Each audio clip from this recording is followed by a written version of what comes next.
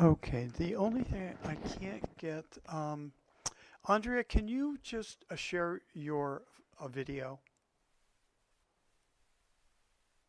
Okay, yeah.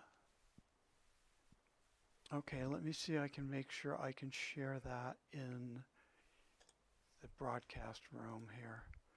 Okay, I can. Okay, let me get rid of this. I'm just doing a workaround. Sorry. Trying to figure out how we can make this work. Okay, so then and let's do a screen share, Andrea, while we have the opportunity here. I have the presentation ready. Should I screen share? Okay.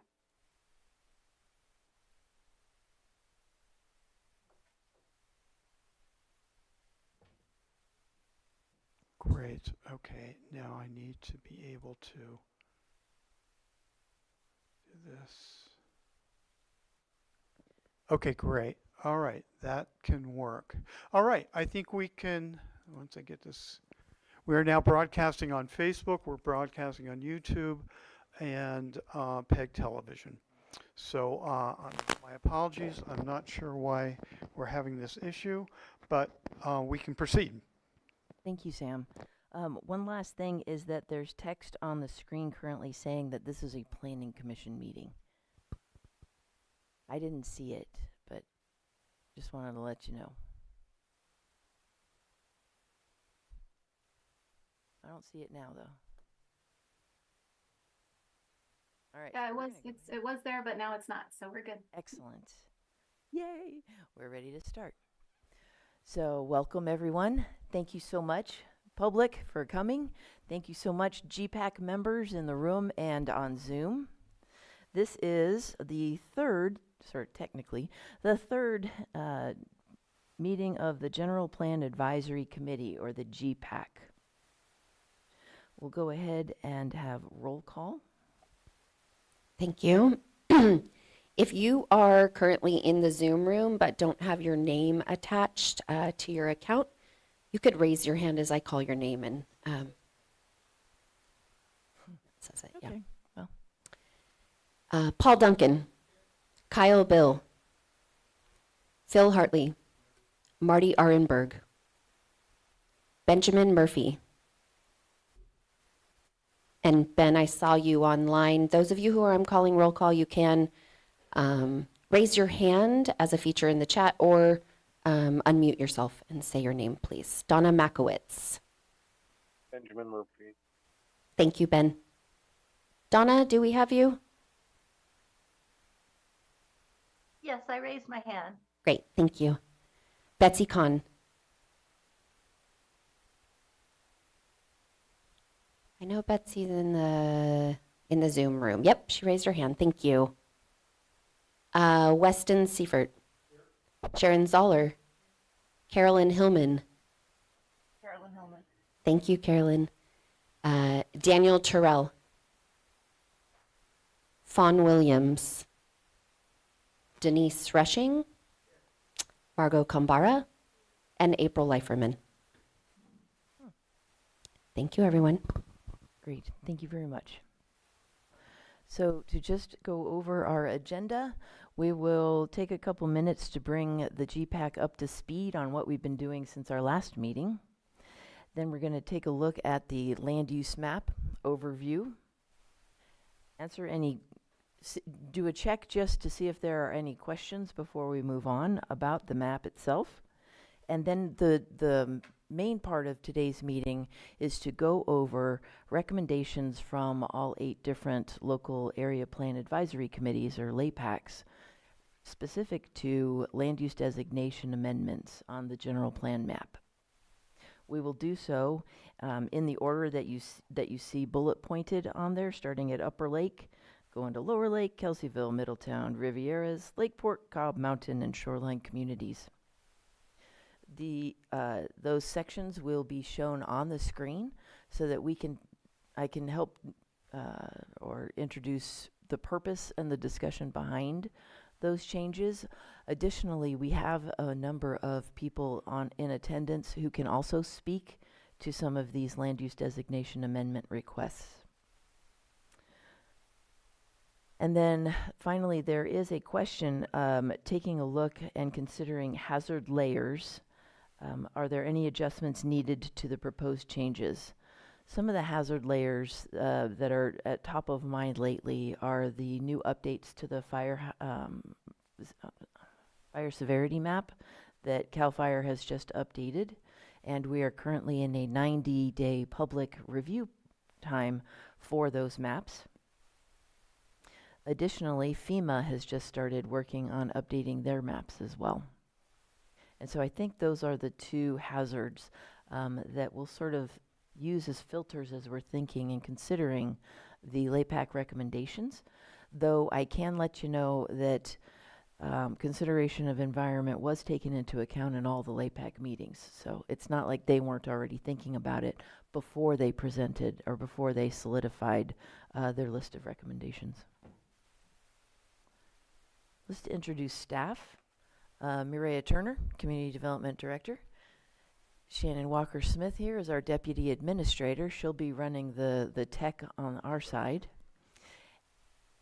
Sam Houston, of course, our AV tech wizard back there, keeping us streaming.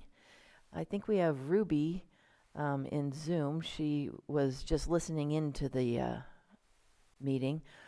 Ruby was our office assistant helping us out with Lake County 2050, but she took the position in our department for account technician. So while I wish her well, I also still beg her to help until we get another OA3. So I appreciate Ruby there. Well, let Placework staff go ahead and introduce yourselves. Thank you. I'll start. My name is Tanya Sundberg. I'm the principal with PlaceWorks. We are all really excited and happy to be working with you on this project. I'll hand it over to Allison. Thanks, Tanya. My name is Allison. I'm the Assistant Project Manager for the Lake County 2050 project, general plan update, and I will be navigating the map viewer as we go through the potential general plan land use changes today. Good Hand it off to afternoon, Andrea. everyone. My name is Andrea Howard. I'm the project manager for the general plan update. And now if Tammy could introduce herself, please. Hello, I'm Tammy Seal, part of the PlaceWorks team, and I've been helping or leading our team with the climate resilience and safety element components. Thank you. Just an overview update of what we have been doing since your last meeting, in case you were thinking that we were just kind of sitting around, letting time pass. As you know, the board did establish 8 different local area plan advisory committees for the sole purpose of making sure we were getting community-focused input as we were doing all of our area plan updates. So we had a wild and crazy 4 or 5 weeks where we held 46 meetings with 8 different LAPACs in person, virtually, in the board chambers and in the planning areas. It was a ride, but wow, I was just so thankful for the LAPAC members because our meetings were either in the morning or in the night, or on virtual or in person, and a lot of them really did hang in there. We couldn't usually get like the whole LAPAC together because everybody's got their lives, but we did get LAPAC members at all of the different meetings. They were there, they were ready to talk. We had members of the public attend and join these meetings with requests and with input, and it worked out really well. So I then drafted an internal draft of what I recorded as recommendations. I sent them to the planning team, also sent them out to some of the LAPAC members, got corrections on what I got wrong. So this has been an ongoing update. Allison has been working a lot on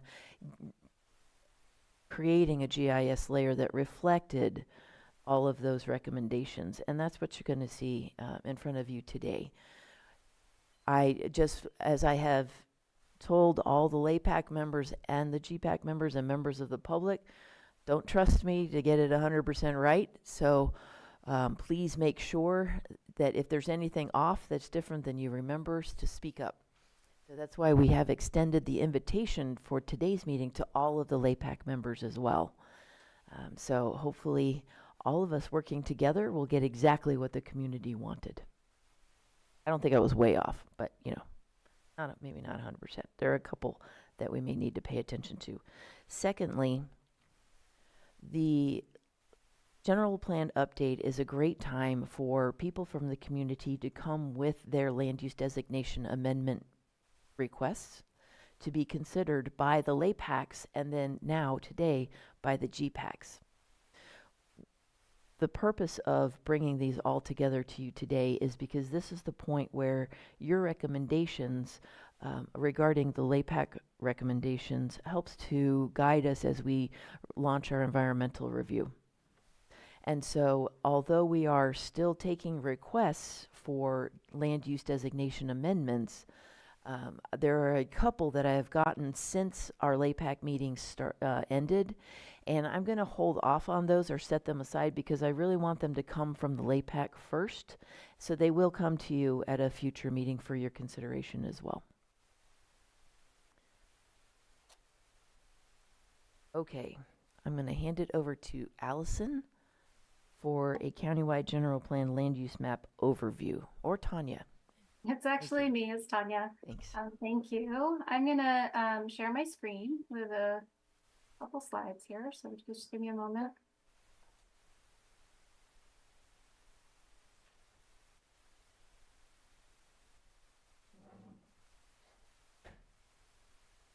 Okay.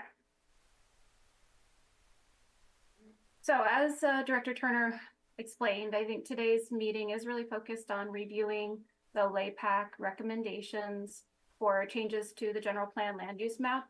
So I just want to start first with kind of an overview of what this map is, just so we have have the shared understanding of what we're talking about, and then we'll get into an overview of the changes. What this map is it identifies the type of land use that can be developed on each parcel of land in the unincorporated county. So you can see the snippet of the current general plan land use map on this slide.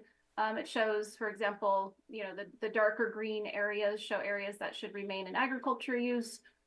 Yellow areas show areas that could be developed with low density residential. There's a whole list of designations you can see in the legend, but that's what the general plan map does, is it indicates what land uses can be developed. It also provides some basic parameters for how that land use can be developed. So for example, in residential designations, it identifies a maximum density, which is the number of homes per acre that are allowed to be developed. And then for non-residential designations like commercial or industrial, it identifies the allowed intensity of development, which is typically done through a limit on the ratio of the floor area to the lot size, but basically it kind of limits how big the building can be. And then this land use map also establishes a framework for the more detailed zoning map that regulates land use and development at a more fine-grained scale. So that's what the land use map does. So we did share an online web map viewer prior to this meeting. And that was sent out with an email to the GPAC members, and then we also sent an e-blast to our project email list.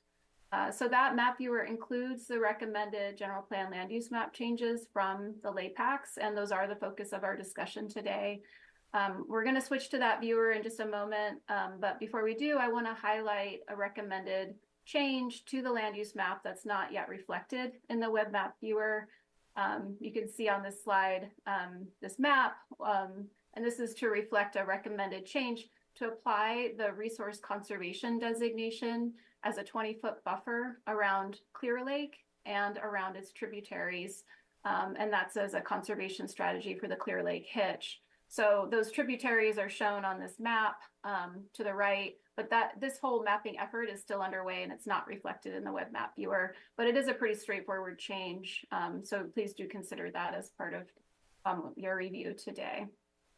So I'm going to stop sharing and ask Allison to start sharing the web map viewer to continue the overview here. All right, thank you, Tanya. Can everyone hear me? Mhm. Start my video for now. And Allison, I It's think, choppy. oh, sorry. I was just gonna say, Allison, I think I can do just a brief overview now.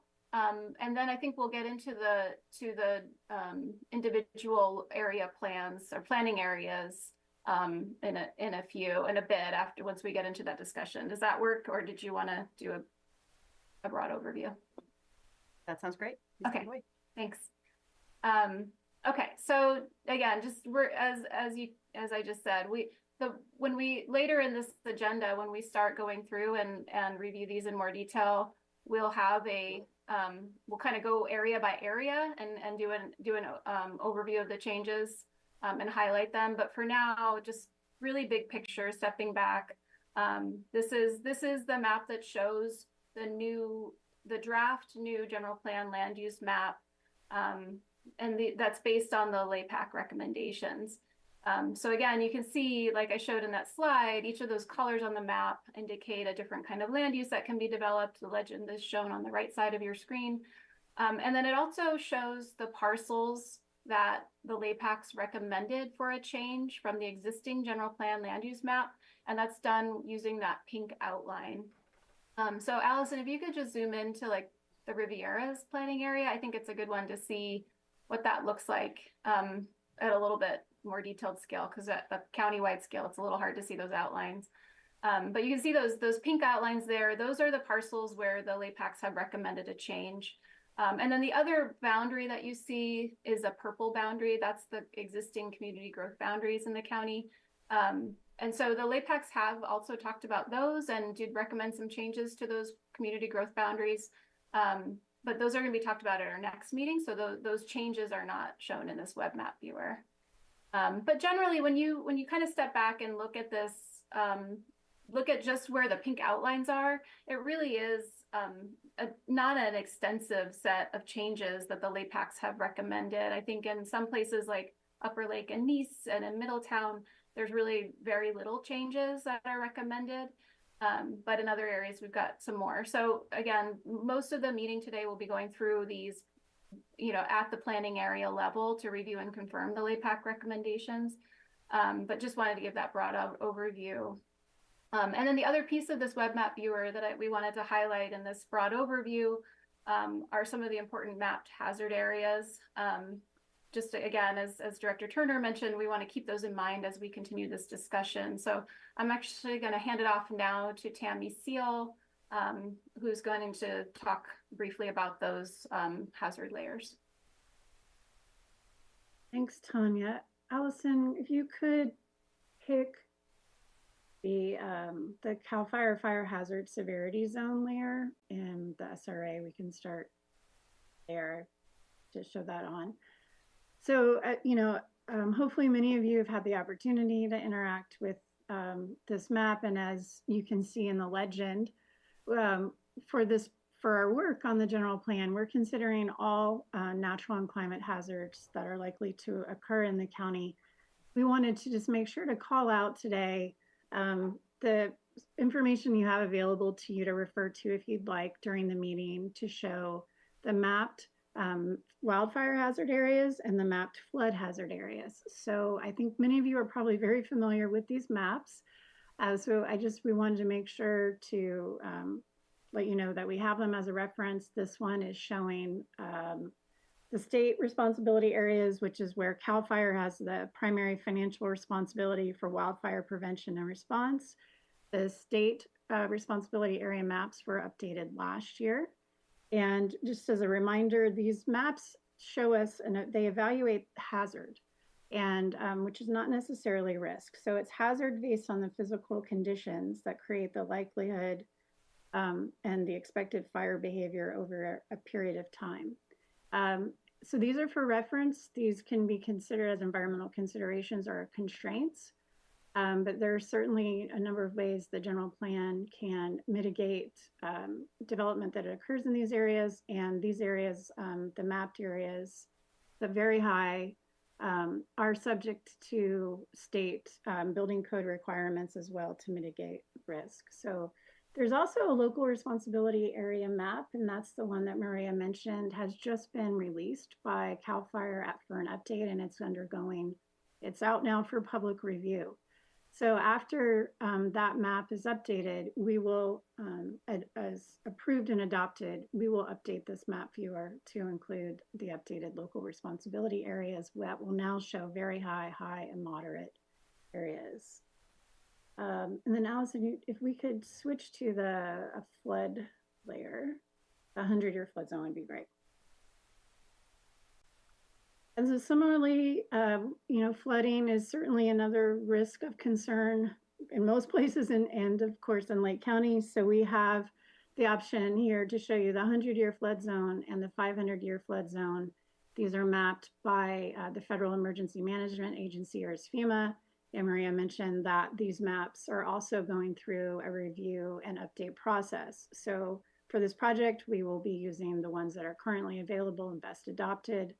The 100-year maps show us this likelihood of a storm event, the extent of these storm area being inundated by floodwater, like a 1% chance of occurring in any given year. And then the 500-year zones are often helpful to add on top of these, just to have a greater awareness of our exposure.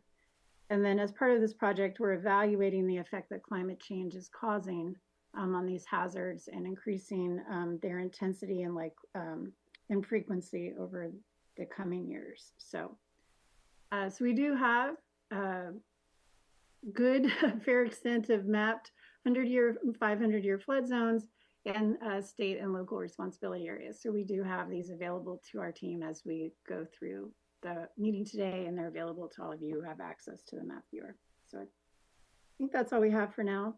Back to Tanya and Allison.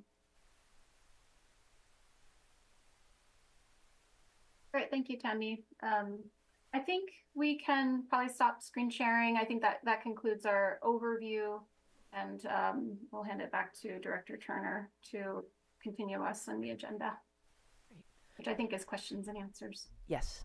So are there any questions regarding what we've seen so far? Either the layers, the mapping? Yeah, why don't you come on up, Michael, come on up to the podium so we can capture.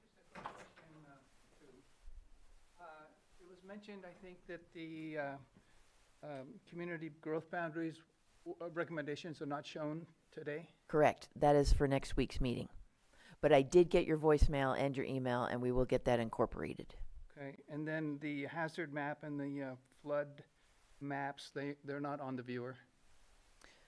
I think the current fire hazard map is not the updated. Okay, it's not on the viewer. I looked for it. I didn't see it. Yeah. Oh, you didn't see the current one either? No. Okay. I didn't see any. Tammy? That's all. Thank you. The current local responsibility area layer, is that the question? Or the current SRA. Okay, the SRA was on there, but Okay. we will double check that the existing local responsibility area layer is available. Okay. Yeah.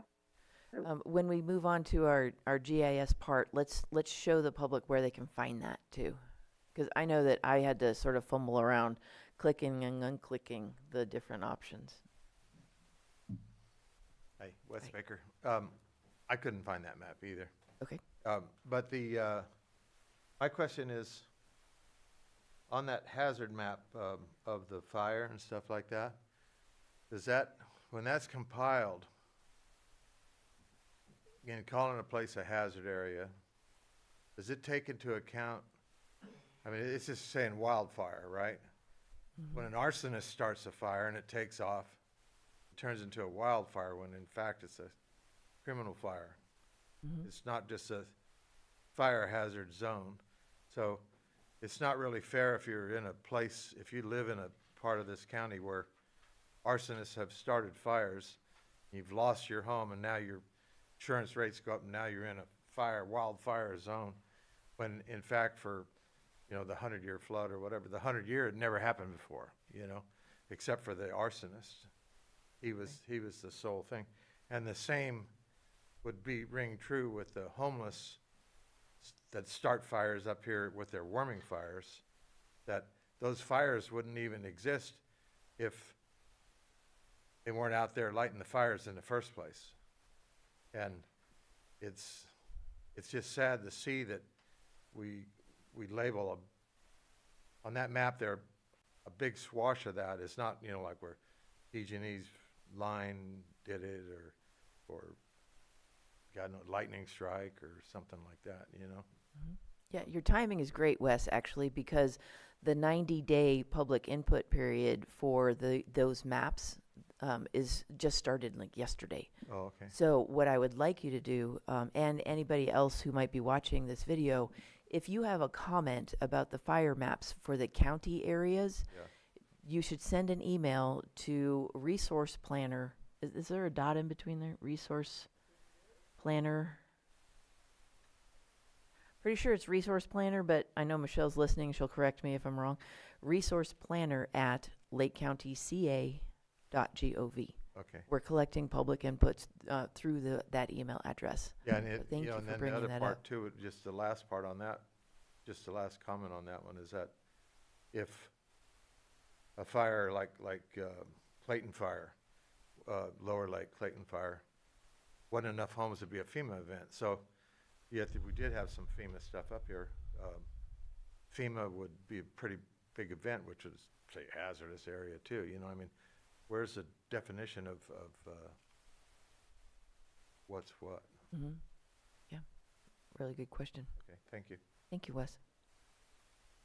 Any other questions?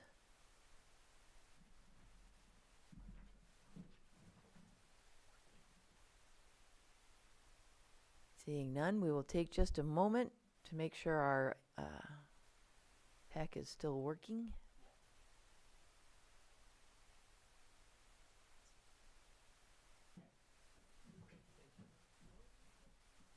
I don't think so. We're going to double check and announce what that correct email address is. It's on the press release that went out, but I don't remember it offhand. Okay, but in the meantime, we'll get back to our next item, which is discussion. Oh, yeah. Can I just ask one question? Come on, Wes. Come on back. Because they only showed a couple of maps, and the one map was the possible zoning changes? The land use designations. Yeah, will that be later, or is that? We're coming back to that. Okay. Yeah, that's actually the whole point of our meeting today. That's what I So thought. we're going to dive in and see that for the next 80 And minutes. I thought, did I miss You are that? in the That's right why I'm place here too. at the right time. Thank you. Yep. Get comfortable. Okay. So we'll go to the general plan land use map by planning area. Oops, excuse me. And this is where we tag team with Allison and the map. Yep, I'm opening this now. Please let me know if you can see that. My screen share. Sometimes it takes a second to load here. You all see that? Yep, we see it. Okay, great. Okay. Excellent. And just before Um, you get started, Allison, comments for the public review on the CAL FIRE map update, go to resource planning at lakecountyca.gov. Resource planning at lakecountyca.gov. Thank you. All right, back to you, Allison. Thanks, Mibrea. Well, the first thing I want to mention, dive into the changes, is Andrea linked a link to the video tutorial that we provided that gives a little bit of an orientation to how to use the map. It's provided in the e-blast that we sent out and also in the calendar event that's on the website. And in there, I think it might be a little bit tough to tell, but there's this hazard layers layer here in the layer panel, and to the left of it is a little caret, meaning that it is a grouped layer and you can extend it downwards. And then when you extend it downwards, you see all the layers within it, within that group. And then once you do that, you can turn each one on and off. But I would recommend turning off the land use designations layer first because it's so colorful. And, you know, when you have two very colorful maps sort of on top of each other, it can look really confusing. But that's just a note that these are actually grouped layers, and hopefully they should be in the viewable in the web map viewer, but they're just within or nested within this drop-down menu. So I see recommend CAL maybe FIRE taking a listed look a at couple times. Allison, could you show which one just offhand we should be looking for that map? So the one that we did take a look at is this one here called the CAL FIRE Hazard Severity Zones in State Responsibility Areas. That is the one that we discussed with Tammy.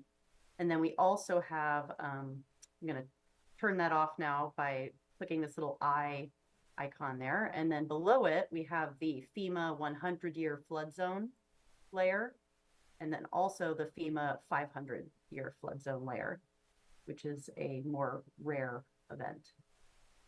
Cool. So that's how you can access these layers. You have to click the, you're right that they can be a little bit tough to see. You have to extend down this grouped menu and click on the layer to turn it on and off. Okay, so yeah, I recommend taking a look at the tutorial for a little bit of an orientation on how to use the map. And unless there are any other questions, I think we can go ahead and dive into the changes here, if that sounds good to you. So I will zoom into our first area, which is Upper Lake Nease. And the extent of the changes in Upper Lake Nease are really and I also want to say before I go ahead that it takes the map a second to load. So sometimes they can look a little funky, but you have to just give it a little second there. So in Upper Lake Nease, there are not any specific changes besides the 20-foot buffer around the Clear Lake Hitch tributaries that Tanya identified earlier in the presentation when she shared the map from the Clear Lake Hitch Conservation Strategy report. So that is the upcoming change. It's not depicted here, as Tanya mentioned, but we are in the process of getting that data together and depicting it on the map. And you can see there's already a resource conservation designation. If we turn on the existing general plan land use designations, we already apply, or the county already applies a resource conservation designation to many of the waterways and important wetlands that are in the county. So that there really are no illustrated potential changes that are illustrated here using this pink boundary in Upper Lake Nease, but we can open it up if there are any comments or anything anyone would like to discuss, knowing that Clear Lake Hitch tributaries 20-foot buffer is not yet on the map viewer. I could add a little bit to that. The 20-foot riparian buffer stemmed from Shoreline Communities LAPAC, but I didn't realize, it actually helped me to realize that we were supposed to have that, and in most areas we did, but over time, through the multiple general plan updates, there were some parcels that was just lost. Like if their general plan land use designation went from one thing to another thing, the resource conservation that had been going through there disappeared. And so this is both in respect for the hitch sensitivity as well as kind of correcting what should have been there all along. Also, one side note, if you are a member of the public but have been attending LAPAC meetings, like especially Holly or Donna, Donna's already on, we're going to make you panelists also so that you can help speak out to some of the basis behind some of the LAPAC recommendations. Thank you. Okay, let's keep going. Did the GPAC members have any questions about these land use designation changes for this area plan, Upper Lake Nease? Seeing none in the room, are there any hands raised in panelists, Shannon? Okay, let's open that up for public input. Are there any public input regarding this series of changes? Come on, Michael.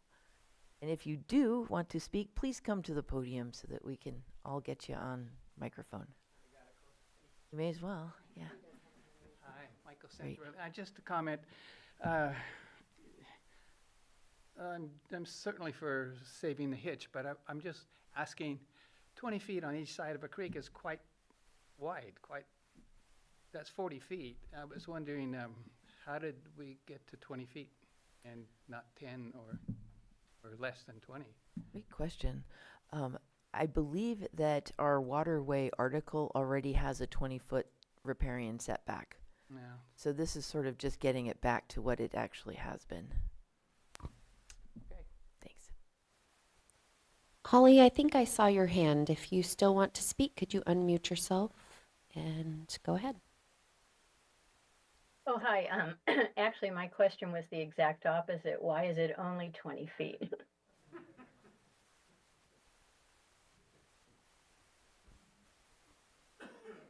I think that we went with what was already standing. I don't recall. Yeah, pretty much. Well, does it make a difference if the slopes are quite steep, etc.? Not. I mean, I think of Schindler Creek, and you know, basically, there's a lot of very steep bluffs along there, and 20 feet might not even go up the bluff. I don't need to necessarily discuss this now. I just wanted to open that up. Yeah, writing that down. Thank you.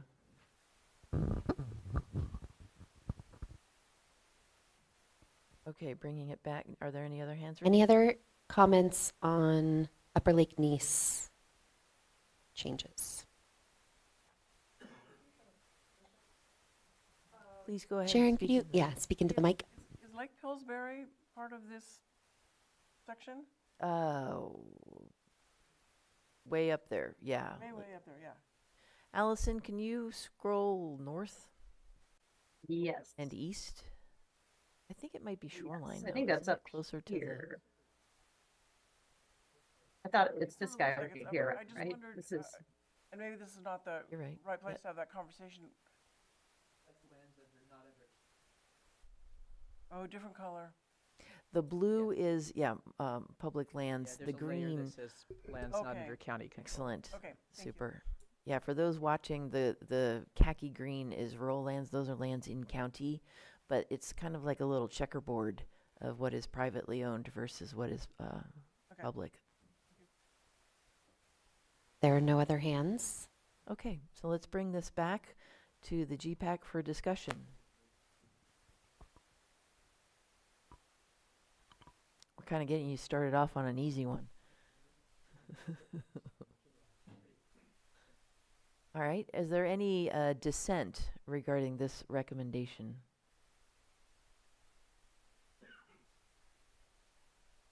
Okay, if not, we're going to move on to the next one. Lower right. Lake, Allison, back to you.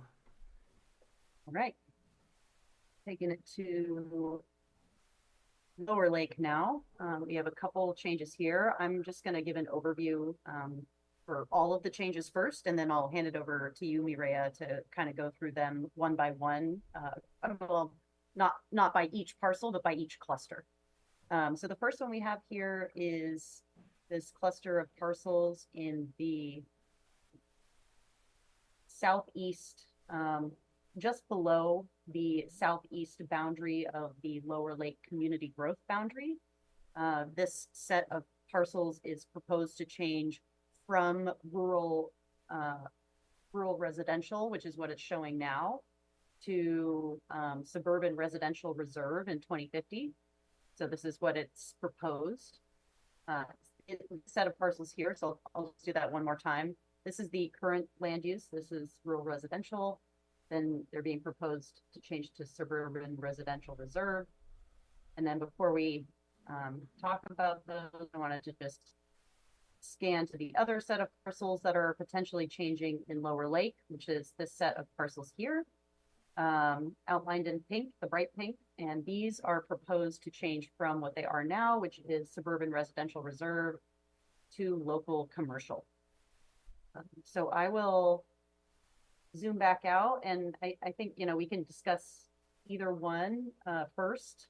And Let's go back to the first one first, because I can give a little background on that. And we also have Michael here if we have questions.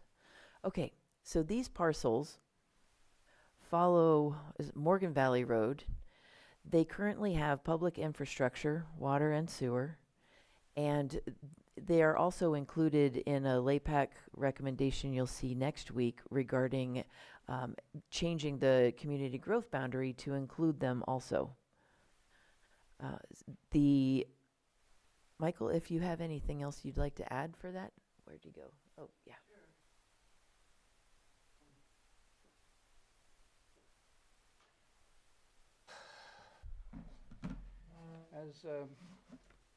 As you pointed out to me a while ago, pardon me, yeah.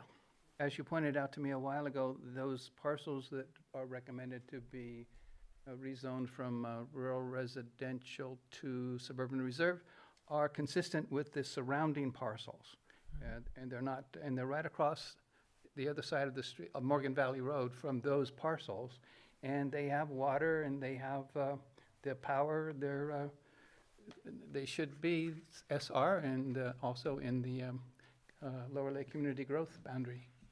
Typically, suburban reserve is part of the gradual change or transition from our remote rural land areas that have maybe 20 to 60 acre minimum parcel size due to their slopes and remote location, coming into rural residential, which is the next kind of phase closer towards our more densely populated areas.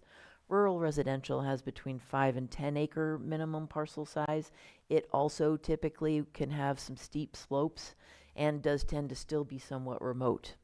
Suburban reserve, as you can see bordering this portion of parcels, can have about 1 to 3 acre minimum parcel size. So it's the closest transitional residential or rural phase. But with suburban reserve, you'll note that you can't have primary ag uses like you can in rural residential and rural lands. In suburban reserve, it switches. It still has the larger parcel size, but it switches over to a primary residential use with accessory ag use if necessary. It's where we start implementing our animal density rules, because we recognize that this buffer zone, this suburban reserve zone, neighbors a lot of our low density residential areas. And so we're looking to minimize some of the more rural impacts that you'll get in RL or RR, which is where you could have your pig farms and other things like that. So the request was discussed by the LAPAC, and they did note that it wouldn't be that it is already compatible with the surrounding area of the housing, and also since you typically will find your within your community growth boundaries your municipal water and sewer, it seemed consistent with that as well. Did we have any LAPAC questions? Michael, did you have anything to add? No. Wes, hold on just a second. Did we have any GPAC questions? Yeah. Question. Go ahead. You want to go ahead? No, you go ahead. My question has to do with, I'm just looking at the footprint of the Clayton fire. Did the LAPAC consider fire severity as part of that suggested change? I don't recall having an outright discussion of previous fire footprints, but the community was aware of the Clayton fire. Yeah. Are there any more GPAC before I open it up to public? Any in the Zoom? Hands raised. None in Zoom. Okay, go ahead, Wes. Thank you. I attended 2 of the scoping meetings, where the communities worked together and wrote stuff up. One of them was over here, it was on ag. Mm-hmm. The other was in Lower Lake. I'm a Lower Lake resident. And at the Lower Lake one, I mean, it was a unanimous consensus over there that they want ag. Mm-hmm. And anything you take away from ag, like these lots here, these look like pretty good size little lots, that people want a horse, people want chickens. You buy eggs right now, you look at the price of eggs. People are buying chickens. It's a different world we're in. And to zone that away from not allowing someone to buy the eggs, have chickens or have a horse or something like that of their own, I doubt someone's gonna, I understand your story of the pig farm, but I doubt somebody's gonna open up a pig farm right there. I truly doubt it. It would be out of the norm. But people do want the horse and they want the chickens, they want the goats. There's a large Hispanic population over there. They like the goats. And they have the goats, and sometimes they're told they can't have the goats, or they got the chicken. If you got chickens, chickens are quiet, but you got a rooster, then the rooster's making noise, and people go, oh, you can't have that rooster here, And it's a changing place, and I think it was unanimous at that meeting that night in Lower Lake, and I'm just speaking for Lower Lake, and I'm just speaking my voice of, I was present, and so were many of you. It was unanimous that they want to keep the ag. They don't want large businesses starting up there. They don't want the Dollar General. And those lots, are they empty right now? I mean, are they? I think most of them are developed currently residentially. There's people living in them? Houses? That is and my stuff like that? understanding, yeah. And Michael can correct me if I'm wrong. Yeah, Keep going. well, then I don't understand why you would want to take the ag away from them. I mean, if they got it, and all of a sudden now they're going to say, we've rezoned it and now you can't have your chickens? Or your horse? That's the chickens and a horse, I'm not speaking for everyone, but that's kind of a dream people have. Mhm. I grew up in the city, and that was a dream I had, was to be out in the country where we are now and have animals and stuff like that. And I think we should keep that dream alive. I think that's the dream of Lake County, rather than turning Lake County into American Canyon or something like that. Thank you. I can actually speak to that because I totally get that. I kind of wanted to raise cows when I moved here, but that was dumb. So the animal densities then that would apply should these parcels be changed to suburban reserve would include 1 hog or pig per 80,000 square feet. And just for people who don't play around in planning all the time, an acre is 40,560 square feet. So this would be one pig roughly per 2 acres. A horse, mule, cow, steer, or similar animal, 1 per 20,000 square feet, so roughly 2 per acre. 3 goats, or sheep or similar animals per 20,000 square feet, again, double that for the acre. 24 chickens per 20,000 square feet, so we could still have, 48 chickens per acre. 10 ducks, rabbits, or similar animals per 20,000 square feet. You could have beehives, and then, let's see, what else? Yeah, so it doesn't take away the ability to recognize agricultural activity on the parcel. It is just sort of phasing it to smaller scale than what we would see in rural residential and rural lands. Maria, could you speak to why this change is being suggested? I think actually, Michael, it was his request. And I think he could probably say it better than I could. I just took a look at how it could be compatible or incompatible, but I'll defer that to him.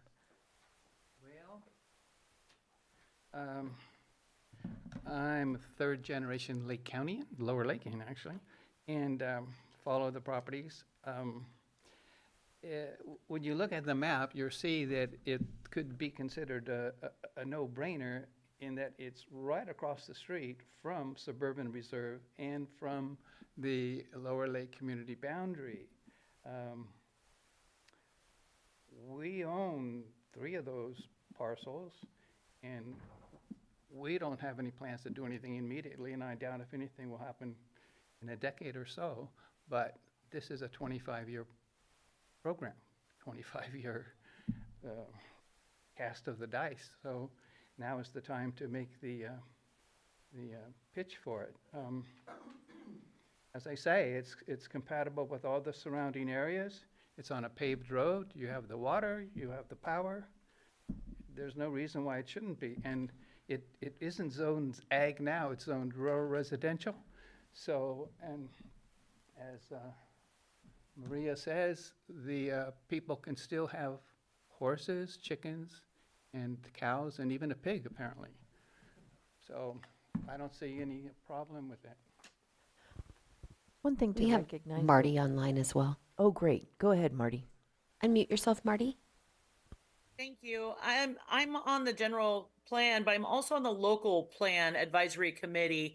And as one of the members who voted yes, that we think this is a good idea, our concern was the limited amount of potential growth for rentals and smaller housing. And this just felt like it made the most sense compared to breaking into the more the larger green and the denser green and the larger parcels.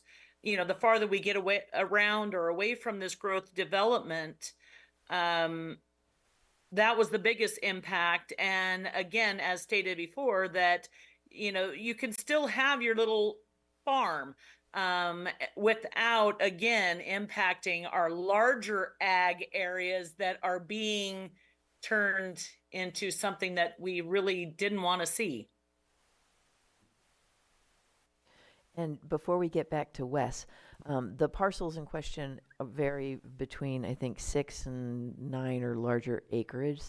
So again, the minimum parcel size, which would allow for future subdivision, should the future property owners want to do so, would be held to somewhere between a 1 to 3 acre parcel. 1 acre, it would be, yes, it would allow options for subdivision in the future. Wes? Hi, and I don't mean to go against the last speaker, but if he owns 3 of the properties, zone his. Have we talked to the other folks that own the other ones? You know, if he wants to change the zoning on his, that's like an application for whatever, you know. But what about the other folks that don't own the other property? Do they, you know, is it gonna be zoned right out from under their feet? And the, to go to that, and I was wondering, you know, why? I've been sitting over here wondering, why would, and one of the board members asked why. Well, the why now, I think, has just been let out, is that you can subdivide. And that means more and more houses. And I have distinct knowledge of the workings of the Lower Lake Waterworks, okay? They don't have a lot of water. They don't have a lot of water at all. They are almost upside down, and if they were a private company, they would more than likely be bankrupt or talking with a bankruptcy attorney. So right now, presently, it's the way it is, and that's how many water services are going to it. And if all of a sudden that 9 acres turns into 9 more homes, now they got 9 more laterals and they got that much more water usage, and they're not prepared for growth. And again, going back and then I'll quit. To that meeting at Lower Lake, we didn't really want growth. They wanted stuff kind of the way it is. They liked that little small town. And you know, I'm not a Lower Lake 3 generation. I can't speak for that, but my wife was born and raised there. So part of my family is Lower Lake, and we own a couple properties there too. And I'm not trying to subdivide them or do anything like that. Thank you. Kyle, would you please unmute yourself and give your input? Yeah, thank you. I think it's good that we're having this right now and get to hear feedback. I kind of lean more in favor of proceeding with these changes. As the gentleman earlier had mentioned, there's already disagreements with goats and complaints now. And I can't imagine the more that this area grows, and there isn't a limit on the amount of livestock that could be in there, those complaints would only grow as well. So I think trying to mitigate, you know, both of those needs, I think it's kind of the best option moving forward. You have, you could still have that mini farm currently with these changes, but it would be limited so where if there is surrounding growth, there's not as, I think I could imagine if somebody could have an unlimited amount or, more goats or more animals in that parcel, and then there's, residential development nearby that could potentially cause more of an issue with residents in the area, because as he had mentioned, there's already complaints about people having goats already, and these guidelines haven't been in effect. So I think it's kind of a good approach to move forward with having limitations so that it kind of help mitigates, because we're planning for the future. I think it's Lake County 2050, not Lake County 2025. So I think that's important to consider. Thank you, Keidel. Marty, do you want to unmute yourself? I appreciate what the last person said, and I think that that's what we were looking at is future growth, and it was close to utilities that aren't in areas and has been a major problem for the development at Twin Lakes and other developments that are further out away from this central area. So the idea of looking at how can we expand that by keeping it close to that for those utilities was a huge consideration. If the Lower Lake area water department cannot facilitate that, well, that is another issue on top of zoning that needs to be addressed. Thank you. Thank you, Marty. There are no other hands on Zoom. Okay, so we'll bring it back to the GPAC. Just so the GPAC members are aware, at each LAPAC meeting, part of our discussion was covering our upcoming housing element and the regional housing needs assessment numbers.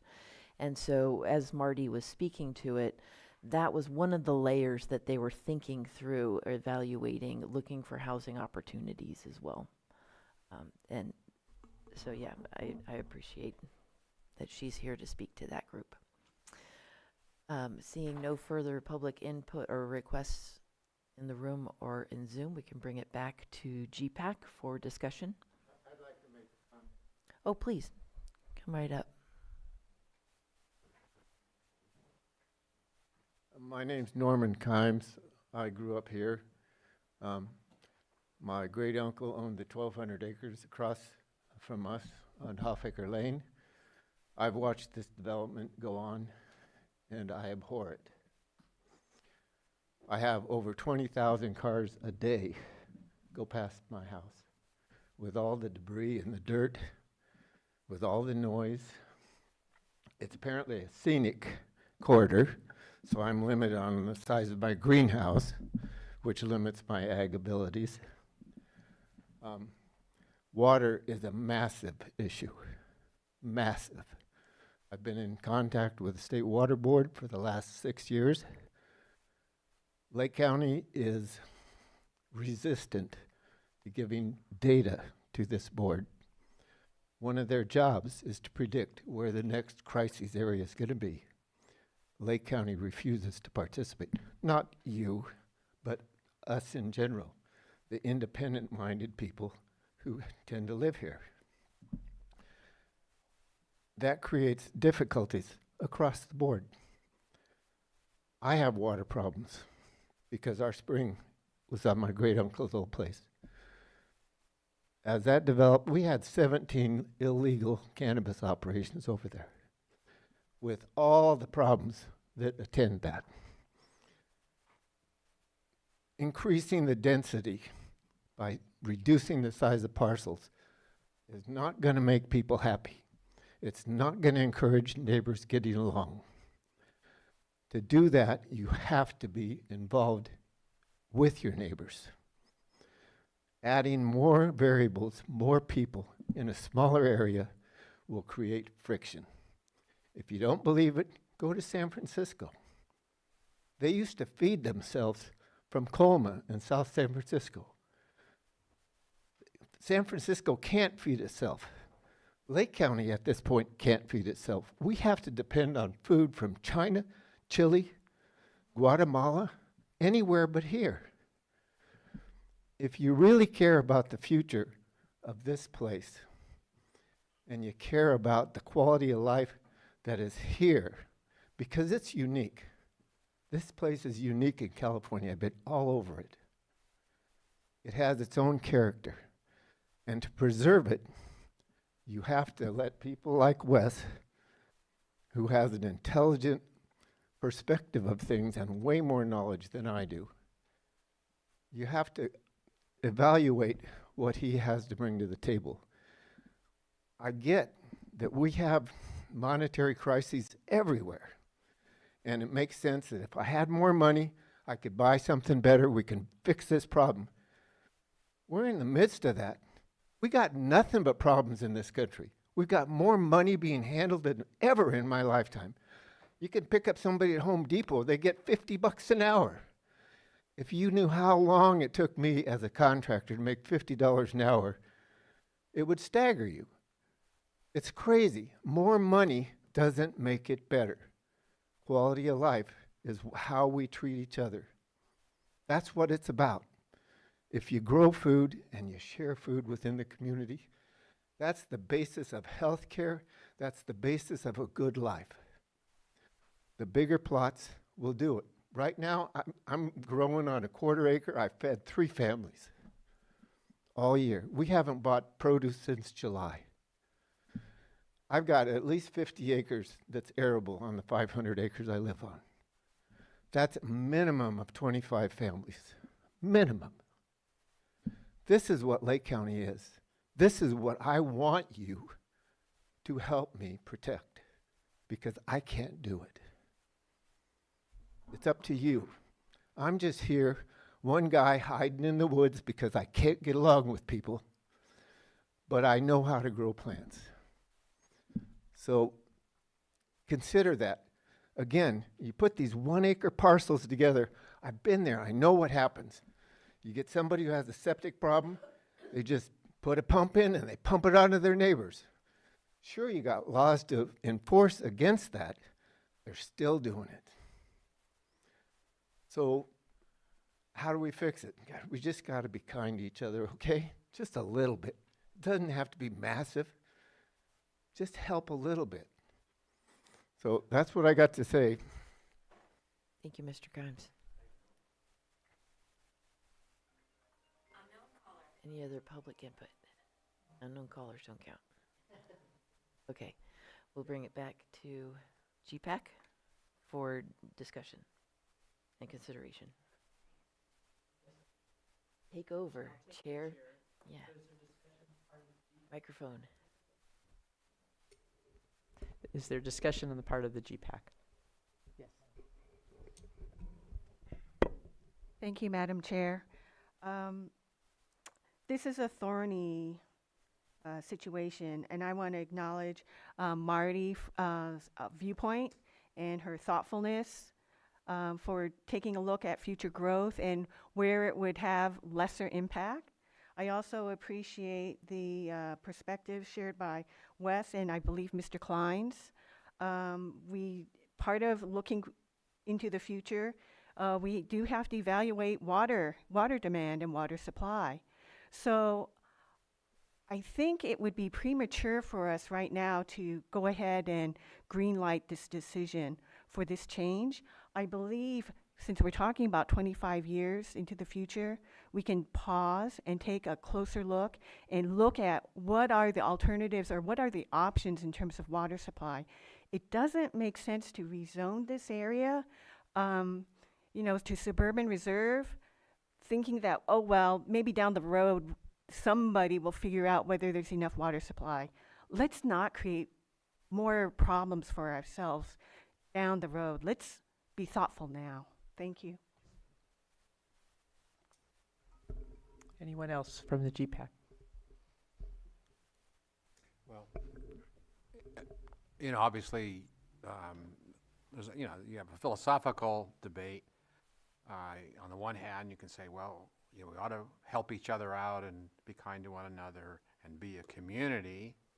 But then you say, well, and the way to do that is to keep people out.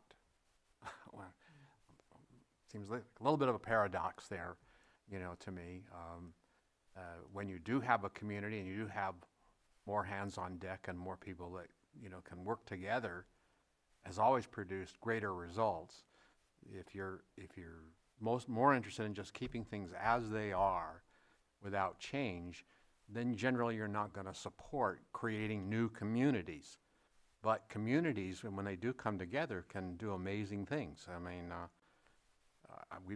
my little community's been involved in, what, half a dozen projects just in the last couple of years, where the people of my community say, sure, I'll chip in, I'll do this, how can I help? And we've done some amazing projects with the county to make the place a safer place to live.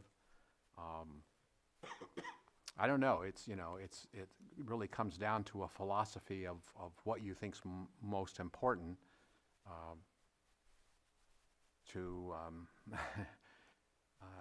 But runs against my grain, though, to say that a good solution, you know, is to make it more difficult for people to come in and create, you know, new communities. On the other hand, there's a lot of data here that probably is missing in our heads, and that is, you know, what about water usage? Infrastructure is, you know, is extremely important. One of the reasons that HOAs were created was because counties and cities could not handle the great growth in California and the desire of developers to create new communities all over the place from the 1960s on. The solution was to turn some of that responsibility back over to the newly formed communities by saying, okay, yeah, you can build a community here, but you have to take care of your roads, you have to take care of your schooling, you have to take care of your water, you have to take care of, you know, these things that make a community work. So I don't know.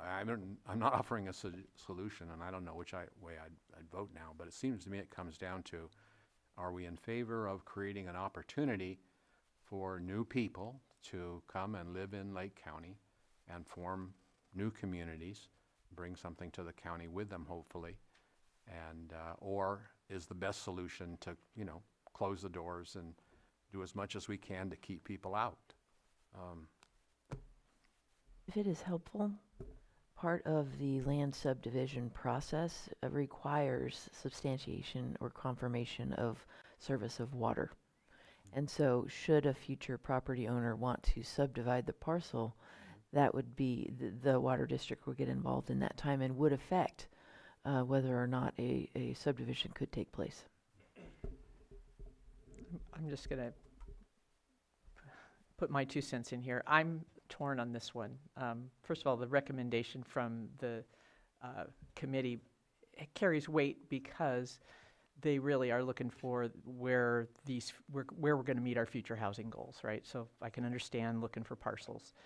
But on the other hand, I'm very well aware that it's a big decision on the part of any body to allow future subdividing. Subdivision is exactly when the money's made. When you're given that permission or zone to do it, it's a costly decision for both. It's costly if we don't do it on the part of the parcel owner, and it's costly if we do it on the part of the public. You can't take that back, right? Once you allow the zoning, it's very hard to claw it back. So I'm really torn. I'm not one that likes to. I'm not one that thinks that there is a lack of subdivided land in Lake County. I think we have plenty. Unfortunately, a lot of it's just not been cared for in a way that makes it easy to build. It's so much easier to build on large parcels than smaller ones. So I too am torn on this one. I can understand the need or the request, and I can understand that the local area group has suggested this as a way to take pressure off of ag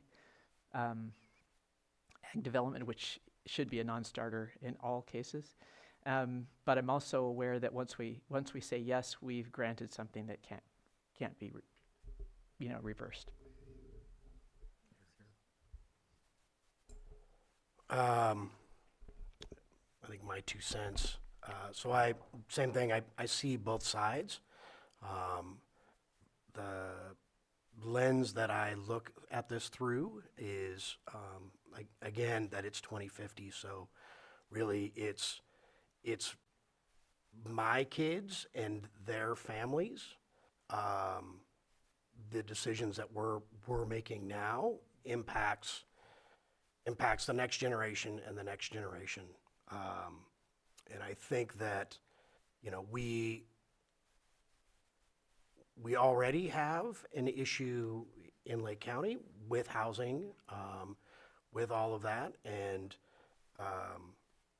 you know, this is already a space that has infrastructure in it and all of that. And so that makes sense to me. But that this is, you know, if at the end of the day, in 2050, fortunately, depending on how you look at it, Lake County will have growth. It is what will happen. And we either get to choose how we grow right now and make those decisions, or somebody else chooses for us how we grow. And so if we can be mindful, or for me, as I look at these, like to be mindful in terms of how we want to grow in the future, with, you know, as little impact, but to create, like I said, opportunity for our future generations.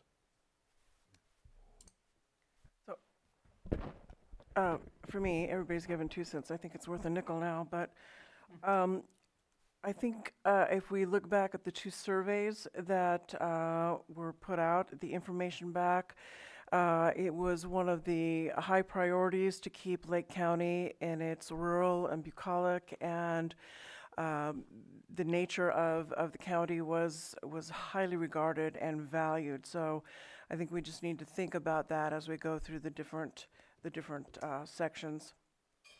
The other part is, once you plant houses or anything else, you're done. I mean, that open space is gone. Even if the houses are beautiful, it's still gone. So there may be other ways to address the housing criteria that we've got on us. But perhaps we look at other ways. Maybe there's some existing property or areas that is more less impactful into open space to meet some of those needs. We want to have smart growth and that urban-rural interface, so we don't look like, who would say, where was it? American Canyon. Thank you, American Canyon, or 75 years ago, we don't want to look like San Jose does now, because they were a major farming area. In fact, a lot of the farmers came up here. Anyway, just keep in mind that was certainly the philosophy and the feedback from those who participated in the surveys. Donna, would you please unmute yourself? We still have Margot in the room. She just, Denise couldn't see her. Okay. I can let Margot go. Go ahead, Mark. This is Donna. Thank you, Donna. Thank you, Madam Chair. Just to reframe the situation, I don't think this is the only time that we make decisions about the next 25 years. So if it turns out after more study that there is adequate water supply, well, then it would make sense to for the landowner to make the request to change the zoning. So it's great that we are being very thoughtful and serious about these decisions about 25 years down the road, but I don't think we have to be so overly concerned that we have to make these decisions right now.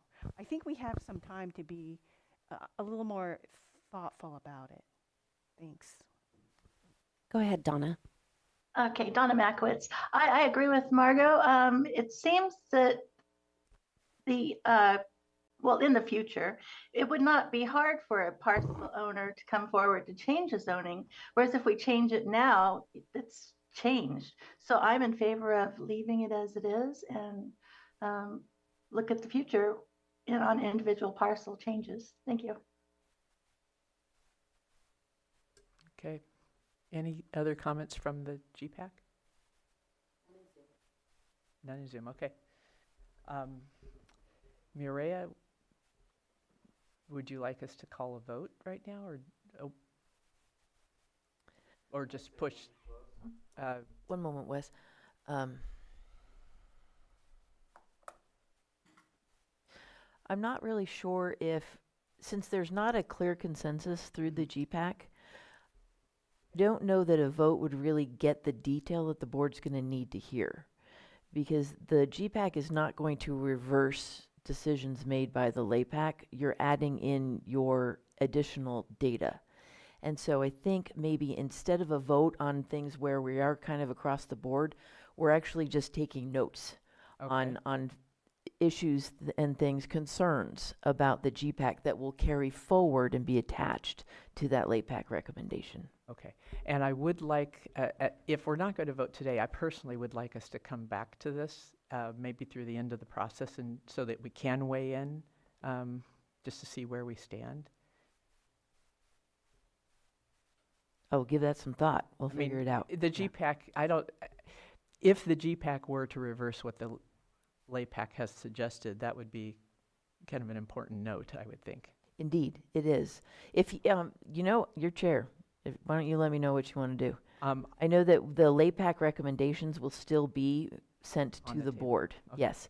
GPAC input is very important. So however you would prefer us to convey that, I'm open. I'm open to ideas. Okay. Well, I'll see if we have consensus here. Does the GPAC want to weigh in on this? Is that our role? Help us define our role then. I think we are an advisory body, and it's our, as is the LAPAC. The General Plan Advisory Committee is more specifically routed towards oversight of countywide elements. However, because you are from around the whole county, you also have a participatory role within the local area plan updates as well. And so although it doesn't go LAPAC, GPAC, Planning Commission, it's more LAPAC, GPAC coming together to update, to make those updates. So where there is, in effect, what could possibly be a vote of non-support of a LAPAC recommendation, rather than change that or remove that LAPAC recommendation, what I intend to do is bring both to the board so that they have all of the input and can make their own choice. Because in the end, they are the deciding body. Exactly. Okay. So with that, I will ask the GPAC if anyone wants to call the question. Do we want to weigh in on this today? No. No. I mean, Denise, also, just while you're thinking, Phil, Donna has her hand up again. So Oh, Donna. Yes, yeah. I'm sorry. So, Donna, would you like to unmute yourself, please? I took away. Sure. Donna Makowitz again for Environment. Before you go and just change it to make the change, have we even thought, are there eagle nests there? Are there species of special concern? Are there bats? Instead of just quickly changing it, could we not look at what's there? Are there vernal pools? Tammy you for in considering. PlaceWorks, thank you, Donna. Tammy, I would defer that question to you to see if that's part of the environmental impact report. Well, I can help speak to that as well. There will be an environmental impact report that evaluates the effects on the environment from adoption and implementation of the new general plan, and that includes the land use map. And so it will consider land use map. It will consider the new land use map, but it will do so at what we call a programmatic scale. So we're not going to be evaluating potential impacts as if it's for an individual project, where we would be going out and doing site surveys for endangered species and things like that. At the programmatic scale for the general plan EIR, we'll be looking broadly at the land use map. We'll be looking at countywide data that's available on sensitive species, and talking about it kind of all together. So it's not going to get at that site-specific level of detail that you see with a project level EIR, but it will be considered. When a future project comes forward, though, they would be needing to do that site scale evaluation under CEQA. All right, we have other Zoom members. Kyle, you want to? Yeah, Kyle, you want to unmute yourself, please? Yeah, thank you, Kyle, GPAC member. I think it's good for us to decide as a group, like how we're going to collectively move forward with these advisory, providing advisory votes or whatever it might be. Because I think to me, it's kind of like we're not going to have consensus if we're not going to provide any feedback to the board. I would imagine the board might look to GPAC as well to what our thoughts were, and that would only be through a vote. So if we're not going to make a decision on this, I think maybe tabling it would be great for us to kind of revisit this discussion, but not providing any kind of feedback to the board, I don't think makes me question the need for this advisory group if we're not making those recommendations to the board to consider. So I would just say as we do this, it kind of helps me to understand how we're going to handle these types of discussions moving forward, not just on this topic, whether or not we're going to vote on what our thoughts on recommendations would be or not. So just wanting to say that I think we set a precedence for how this group will conduct business moving forward if we don't address it. Thank you, very much appreciate that. And we have another. And Marty, unmute yourself, please. Thank you. Again, I'm a member of the local area planning and the general planning. So while I feel that this general planning committee needs to make a recommendation, I would caution you about saying that you're going to just decide to overturn the local recommendation because as a member of that local, my heart is in that community. And I would be devastated if somebody from Lakeport or Upper Lake was making decisions for my area when they don't have the traffic that Mr. Klein mentioned and the water issues that others have mentioned. That's a huge concern for me on both committees. So caution is all I would like to say. Thank you. Thank you. And it sounds like we will be taking both recommendations so that the LAPACs will be taken to the board no matter what, right? Yes. All right, are there any other Zoom members? Right. So I'll bring it back to this body and ask if anyone wants to make a motion. Do we have one more? Oh, wait. Oh, well, we had the public that wants it's to up weigh to in the again? chair. We had closed public input, but We if you closed want to- public input, but come on up. Thank you. It's kind of a closing argument, I guess, huh? Even though we're not in a court. But thank you guys for listening. It sounds like everybody was doing a really good job listening. I've got only just three things. Is that one is that I can't stress that, and I think the last person, the last commenter kind of said it too, is that Lower Lake Action Committee is the community. They speak for that community, and they're all volunteer, and they're just a good bunch of people that really care about Lower Lake, and I think that they set it out that they want ag. They don't want to take away ag. They don't want expansion. That if, and like the one gentleman, I'm sorry, but I don't know your name, but you mentioned that no growth. I didn't hear no growth in this room all night till you said that. I don't think anybody's saying no growth. And if there was, if there was folks that want to move up here or move from other parts of the lake, the lower lake, there probably is 50 to 60 burnout lots still there from the Clayton fire. And nobody's making a move on them. And they got water, they got sewer, they got all that stuff. And there's no move on it. Why do we want to subdivide? We don't, that's not the kind of growth I don't think that Lower Lake wanted. I do believe Lower Lake wanted to see the community back.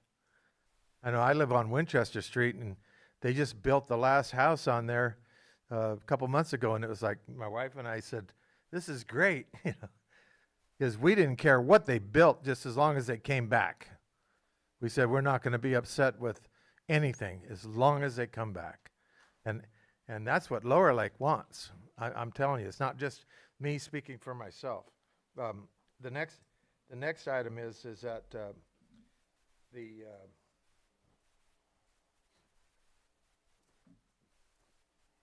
I would like to be on that list for CEQA and the EIR when that stuff happens. I'd like to, because whenever that goes on, I'd like to be notified of it. I have expertise in CEQA, and believe me, if this stuff does go through, that can be a very costly endeavor. Super duper. Yeah. Please go to the Lake County 2050 website and sign up for notifications there. That'd be awesome. Mayor, I've done that before, and I still don't get them. I was notified about this meeting through the Farmers Finance Market Manager. Then send me an email directly, and I'll make sure you're on our e-blast list. And I need to remind everyone, we're probably way behind. Also, yes, yeah, if we could just take a moment to discuss our somewhat Well, since slow there was progress. one closing argument here, can you wrap that up, or are you? I'm done. Okay. Yeah, It sounds like we have one more behind. Yeah, I just wanted to thank you guys for listening, and hope we can maintain as much rural up here as possible, and there is housing available. That's all. Got it. Thank you. Thank you. Michael Santarelli once again. Just want to say two things. The gentleman asked, does anyone else want this change? And he brought up Lower Lake Action Committee.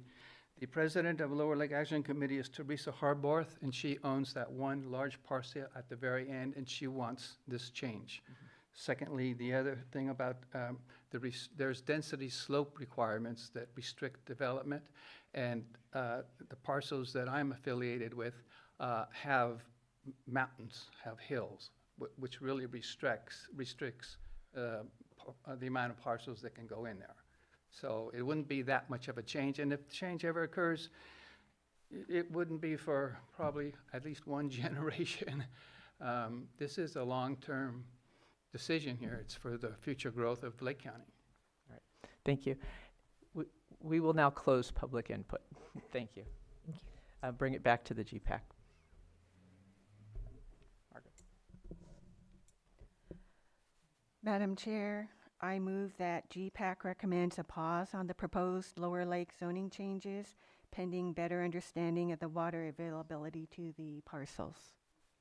Okay, we have a motion. Is there a second? I didn't catch that whole motion. Pause of voting changes to consider. What was that, Margot? Pending better understanding of the water availability to the parcels. I just want to point out that we have only looked at one of the two Lower Lake changes. So to include in the motion that Lower Lake changes Yes. would be contrary to. How about we look at the second Lower Lake change first and then come back to this, since I'm not sensing a second to this. Is there a second? No. Dies for lack of a second. All right. So This is Donna, Donna. from Environment GPAC, Donna Mackwitz. I would second this. Okay, we have a second. And I would like the discussion to continue because I do see problems with this next one also.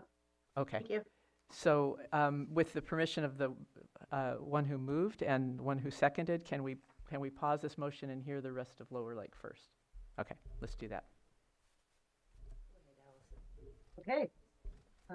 So I will pan to the other potential change area here, which is right on the border with Cobb. Allison, we're not. Allison, your map is down. Yeah, we need the screen shared. Oh.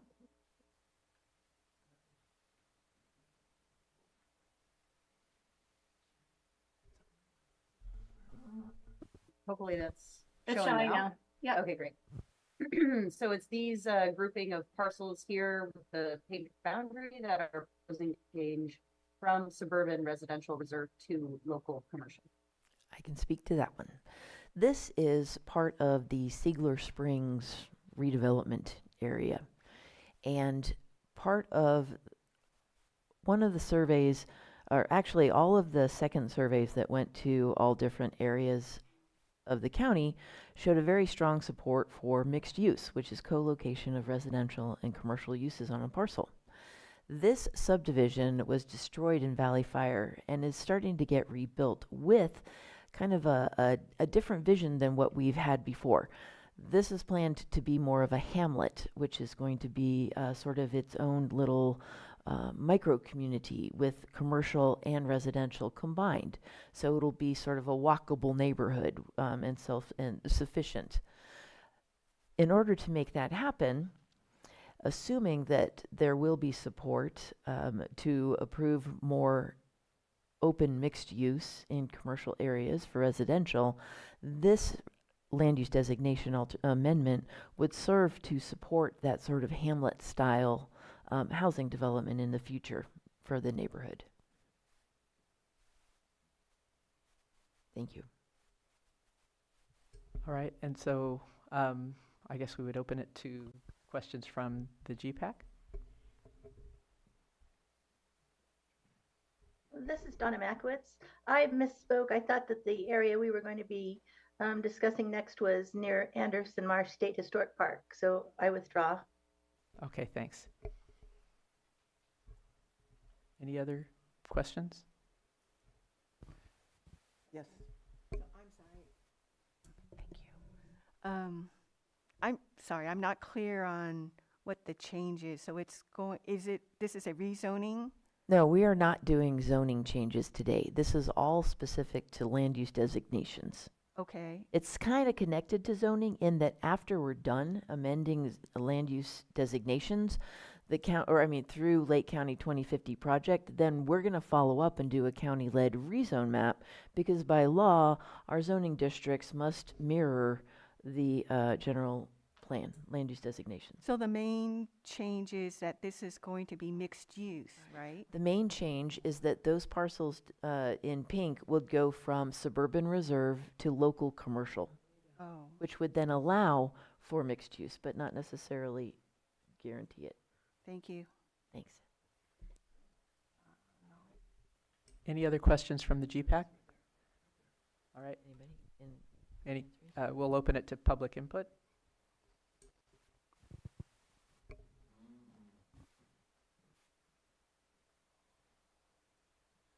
I've got two parts, and one is just should be really quick, and it was a question someone just asked. What about the property at Anderson Marsh, if you're saying there's only two? Because that was the biggest greened area that was on the map that I got, was where they were going to rezone into low density or high density. It was Allison, all greened can you out check- there in Anderson Marsh. Allison, can you zoom out a little bit? If this is number two, then there's three. I don't see any. Let's see. And someone else just asked that same question. That was the main reason I came. Okay, head up, zoom in toward the lake. I'm trying to find the highways so we can go up 53. Marsh there. Nothing in Anderson Marsh. There was 71 acres out there they were going to rezone. As part of the LAPAC recommendations. Marty, do you remember that? I don't remember that. Not on there. I have it as not in Lake County's control. Exactly that, and the fact that we were looking, I think the only time that discussion came up was when we were looking at mixed use, because we have all these businesses in downtown, and again, we were focusing on downtown Lower Lake, but we have all these businesses in downtown Lower Lake with empty buildings that potentially could become residents. And we did talk a little bit about going out Kugelman, but I don't ever remember a discussion about Anderson Marsh. Sorry. Well, that was the one. It was the Kugelman Street properties. It was on Kugelman. Okay, we had talked about these commercial areas on Kugelman becoming mixed use. But we weren't going to change the land use designation for that, No. though, because there are already PDC out there, I think. A couple of them were ag, a couple of them were, and then the remaining of them was resort or something like that, which is, kind of far-fetched. Question, so this one is not on the table today for a land use designation change? We'll go ahead and take a look into that, Wes, and if we need to, we'll bring it back at the next meeting. Okay. Yeah, Okay, thank then- you. Then I'll be quiet on that. On this other change, that particular area before the fire, that was a big horse ranch and stuff all out there. That was beautiful land out there, man. That's great. It's the bottom of the creek. It's where the erosion came down and made some beautiful soil, and to turn that into commercial or whatever to make that hamlet, you can let people build back. This is in Loch Lomond. Huh? This is in Loch Lomond. This is Shenandoah Road in Loch Lomond is what we're talking about. I thought this was in Lower Lake at the bottom of Stigler's. Oh, okay. I'm sorry then. Thank you. We have Holly Harris. That's Holly. She's the chair. Thank you, Hi, Holly. I just wanted to mention that the parcels, I think that they were talking about at Anderson Marsh, you can't see on this particular map because of all the zoning, but if you click off that, it was there in the bright green outline as being part of a discussion on the housing element. Oh, thank you. Okay. So there are some areas that we are going to handle in the next meeting, and including or added to the Lake County 2050 project was the Housing Action and Implementation Plan. Part of that plan is to identify areas that are zoned, that are currently not zoned for residential, but are prime potential for residential development. We'll go into that in our next meeting. Just as a time check, as we're moving forward, I think we've got a little bit of our kinks worked out procedurally, but if we don't finish going through these groups today, we're going to add this to the agenda on next week's meeting. It is likely that community growth boundaries and planning area boundaries won't take as much deliberation, but I want to make sure that we're not pushing you. You have to have the time to do your talk, but if so long as we can just keep moving forward. All right, so in this, back to this particular recommendation, are there any other members of the public who wish to speak? We have one hand in Zoom. Okay. Roberta Lyons, would you please unmute yourself?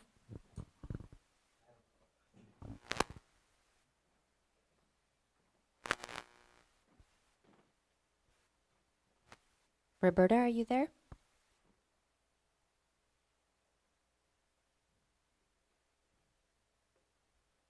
Okay. I see no other public input. At least Please not, come to the not mic. on Zoom, right? No others in Zoom. Hi, I don't know if I'm asking the right question, but. What's your name? Travis Harborth. And where you guys were talking about Kugelman on the backside of, it's off North Road, and it's planned community development right now, and I have an offer on the property, an escrow, I already asked for extension As the purchaser. as the purchaser. And I went to the planner already, we went to the preliminary application to see if what we want to do is okay, and we had our meeting with Public Works and everybody. Everybody didn't have a problem with what we wanted to do, but now the zoning is on your map to change. So my question is, if we get our permit process started for a major use permit and you change on us, what are we gonna do? Because it's a $200,000 investment and we don't wanna be stuck with a piece of property we can't do what we can or thought we could do on it. Thank you, Travis. Yeah, I And it's very totally- time sensitive because I need to give the realtor I absolutely appreciate your question, and Pablo can describe to you the zoning article about legal nonconforming, which is what happens when something is approved and then a land use designation changes later. You still have your entitlement. So you're saying, But actually, if we could take this offline, I don't know that we're even going to talk about that region. That's what we have to research and maybe bring back next week. So make sure Pablo has your contact information, and we're going to bring you up to date if that's even a discussion. It closes escrow tomorrow. I have. We will let you know tomorrow. I left a voicemail for you. Good, thank with you. The information. Yeah, I hear the urgency. I get it. Yeah, we'll get right back to you on that one. Okay. Thank you. Thank you. Thank you so much. I see no other public input. We have one here. No? Yes? Okay. That's All our right, planner. so we will close public input then on this and bring it back to the GPAC. Any comments from the committee? I'm familiar with this area, and support the change. So that would be a benefit to that community. Say one more time, there's nothing there now, because No, those are all homes. Well, To redevelop residentially. this was all burned in the Valley Fire. Yeah. correct. So, So is it being built back? yes, but they want to do mixed use on the properties. Okay, mixed use in the pink areas. Got That it. is the current, that Okay, is thank you. request. Kind of like a little center of retail around residential neighborhood. A walkable community. Yeah, we just don't have hamlets in our planning yet. Nope. Yeah. Well, let's get some. I like it. All right. Any other comments, questions from the GPAC? We have one hand in Zoom. Benjamin, would you unmute yourself, please? I'm very familiar with this project and I support it as well. All right. So it sounds like we have general support. I'm not hearing any opposition to this project. Can we pause your motion from before and just take this one up and go ahead with it? Kind of a motion to I'll make a motion to support. Make that motion. support. Second, motion is second, all in favor? Aye. And those on Zoom, if anyone opposes, please let us know. All right. Who seconded that? Just for, was it, oh, Phil? Okay, Phil? thanks. All right, so let's get back to the other. I'm sorry, I need a clarification. It was just motioned and seconded to, Support the Support the hamlet. recommendation from the LPAC. thank you. All right. I saw no dissenting hands in Zoom. No dissenting hands on Zoom. All right. Donna withdrew her second from Margot's motion. All right, so we'll go back to Margot's motion and Donna's second. We have a motion. Go ahead and read it again, please. The motion, GPAC recommends a pause on the proposed Lower Lake zoning change pending better understanding of water availability to the parcels. If I could make a suggestion, just so it fits in our grant timeline, to incorporate Margot's motion. At this point, it would just mean there was no recommendation, but you would be asking us to bring it back to you probably at the next meeting. So can you amend your motion to ask staff to bring it back? Yes. All right. So it would be like a motion of no recommendation, but a request to bring it back. GPAC requests that staff bring back more information about water availability to the parcels affected by the proposed Lower Lake zoning change. All right. And Donna, your second supports that? Yes, this is Donna Makos. I second that. Okay, so we have a motion and a second. We will do any our dis- best. Any I am- discussion? Yeah, thanks. Sorry. I'm sorry. I am not aware of any moratorium at this time, so we'll try to reach out to Lower Lake Water, but Right. I may not get a capacity study Then we'll or have to report address it at back that from them. time. Yeah, but I'll bring you back what we get. Okay. Water may not be the only issue. Yeah. Yeah, I can certainly support this motion because it's just a motion to get additional information. But on the larger issue, this committee, set up as a county-wide, advisory committee, has to wrestle with the balance between, rural land and development of the county. Without development, we'll continue to, suffer a lot of the problems that we do have, where there's insufficient funds to take care of health issues, wildfire issues, so forth and so on.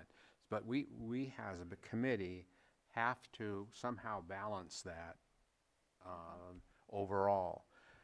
When you come down then to a specific issue in a specific area, my inclination is to say we'd be micromanaging in a sense, to take a position one way or the other, because there is conflict within the local area about, the advisability of this. To me, it's a local issue. Not that I'm trying to, duck the hard choices on this, but making it on a particular property, I find very difficult, because I don't see the big picture yet. well, is this a major piece of what we'll end up deciding is a way of dealing with housing and growth? Or is it really just a little, it would just be a little piece of this, and maybe this is one issue where you would come down on the side of preserving some rural lands? I haven't seen the lands, or what's there, or what can be done. I'm kind of saying it's kind of too small of an issue, or to focus just on this issue, to take a specific stand. We've heard it. We certainly should. I'm glad you're asking for more information to inform us better about what the pros and cons here are. But and I hope we don't have to do this on every little piece of land. The one just before this, there seemed to be community support for it, and so we should say, well, sure, community thinks that's okay, so we can't see anything wrong with it. But the other issue, though, there is obviously differences of opinion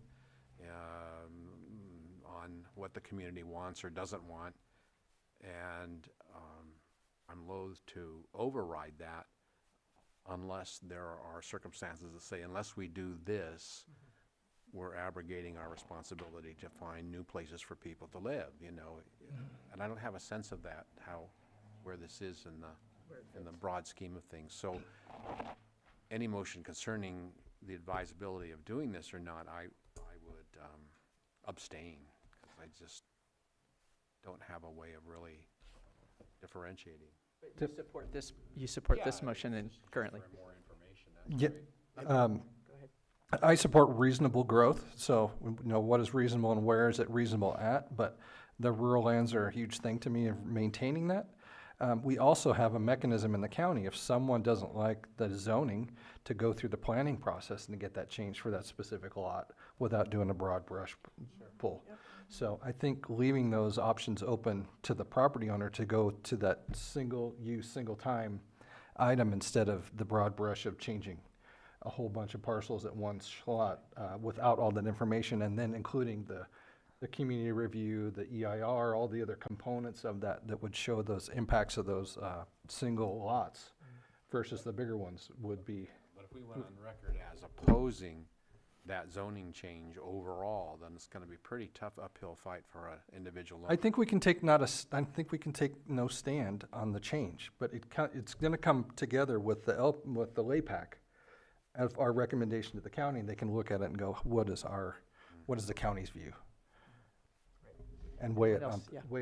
And I would just say the LAPAC process, that's kind of the due diligence. When they've met, they've had the conversation in the community, we have some kind of level of understanding that they've already gone through those steps, and so to go against that, we need to have good debate and good conversation in terms of, is this really the right thing? But I also feel like if the LAPAC recommended that, they've done the due diligence and have, done that stuff for the most part, so. All right, great, thank you. We have one hand in Zoom, Denise. Hi, who's in Zoom? Kyle, you want to unmute yourself? Yes. Yeah, thank you. I think that I don't think maybe it has to be a yes, we're in favor of what the LAPAC recommends, or no, we're not in support of it. I agree with the previous speaker that maybe we should just make a recommendation of, yes, we're in support of we would be in more favor of letting the landowners make the decision on how they could rezone it in the future. Perhaps that could just be a recommendation that we make to the county, alongside what LAPAC will also be providing as input. So I think it's good to have these discussions on record, so that these discussions can be taken from this meeting, going to the people that are going to be making the ultimate decision. So I think we should somehow capture these important discussions and submit those as recommendations, because I do appreciate that the suggestion of, we're not opposed to it, but if it's going to happen, we would prefer to have the landowners make those recommendations to change. Great, thank you. Anyone else? I see no other hands in Zoom. All right, given no other, no other hands in the Zoom, let's bring it back to the committee to vote on the motion to delay pending additional information. All in favor? Aye. Aye. Opposed? I don't know if anyone's opposed in Zoom. Didn't look Okay, as looks though like they that motion were. carries. All right, 2 down, 6 to go. On to the next one. Kelseyville. She says with a rise. Allison. On to Kelseyville. Okay, so in Kelseyville, couple changes here. The first one is here. This is, I believe, let's look at the current designation. This is a change, I believe, from Agriculture to agriculture, medium density yes, residential. to medium density residential.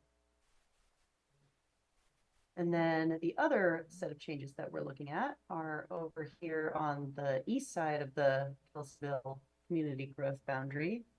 And these are being proposed to change from low density residential to medium density residential. Okay, let's go back to the first one. Okay. A lot of the discussion in Kelseyville LAPAC centered on where can we put housing. We know we want housing, but we don't want it in certain places. So where would be acceptable? This parcel in front of you is a smaller ag parcel. Let's see. I'm in Rivieras. Let me get to Kelseyville one moment.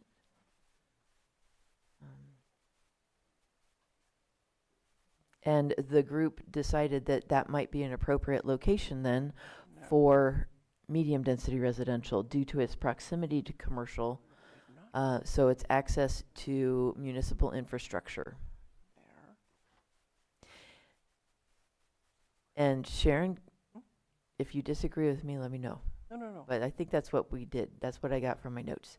And then going over to the second one, over the other parcels are large, currently zoned for single residential development, which is, if it has municipal water and sewer, is down to a 6,000 square foot minimum parcel size. But the LAPAC decided that this is right near all the schools. And so let's focus our housing, our multifamily residential housing, or our medium density residential into an area that is in close proximity to the schools. Because one of the problems that Kelseyville is prioritizing to fix in the near future, but struggles with right now, is safe routes to school for our kids. A lot of them are walking along roads that don't have sidewalks. And so that's why the group focused on that area to concentrate additional housing. It's because right now they're pretty wide open, but they're right next to the schools. Okay. And Weston, if there's anything I missed, I know that you were real helpful in that parcels meeting. to look at in this Nope, region? that's it. Okay. Questions from the GPAC? Yes. What was the size of the first parcel? I think it's like 8 acres. Let me take a look. Oh, thank you. 2.2. I have a also- question too. It's an ag piece. Where does the LAFCO process fit in this? I mean, they really discourage converting ag land to any other. Sorry, I was just taking a look at, oh yeah, okay. I was still stuck It's on about the, 8 acres. yeah, thank you. Will this have to go through LAFCO in order to have that kind of change? Not that I'm aware of. No, this would be a land use designation change, just like any of the others that you're recommending. Yeah, but it's going from ag, Mm-hmm. which is kind And those are rare. yeah. Yeah, because I did impress upon all the LAPACs the board's overall hesitance to take anything out of ag. So with that knowledge, they were still looking for places for housing and identified this one as proximity to the highway as a good spot to convert for ag or from ag. Any other comments, questions? Just a concern that it is ag, it has been ag, and hopefully not to get myself in trouble, it was the landowner who wanted it that way, which may be not unusual. I don't think that the ag community would support that. Got it. making that major change. Margaret? I just wanted to recap some of the LAPAC, the Kelseyville LAPAC discussion, and that was there were concerns raised about preserving ag lands, and that conversation was not resolved in terms of consensus. So this is a thorny issue. Any other questions from GPAC? All right. On Zoom? Yes? Okay. So we'll open it for public comment.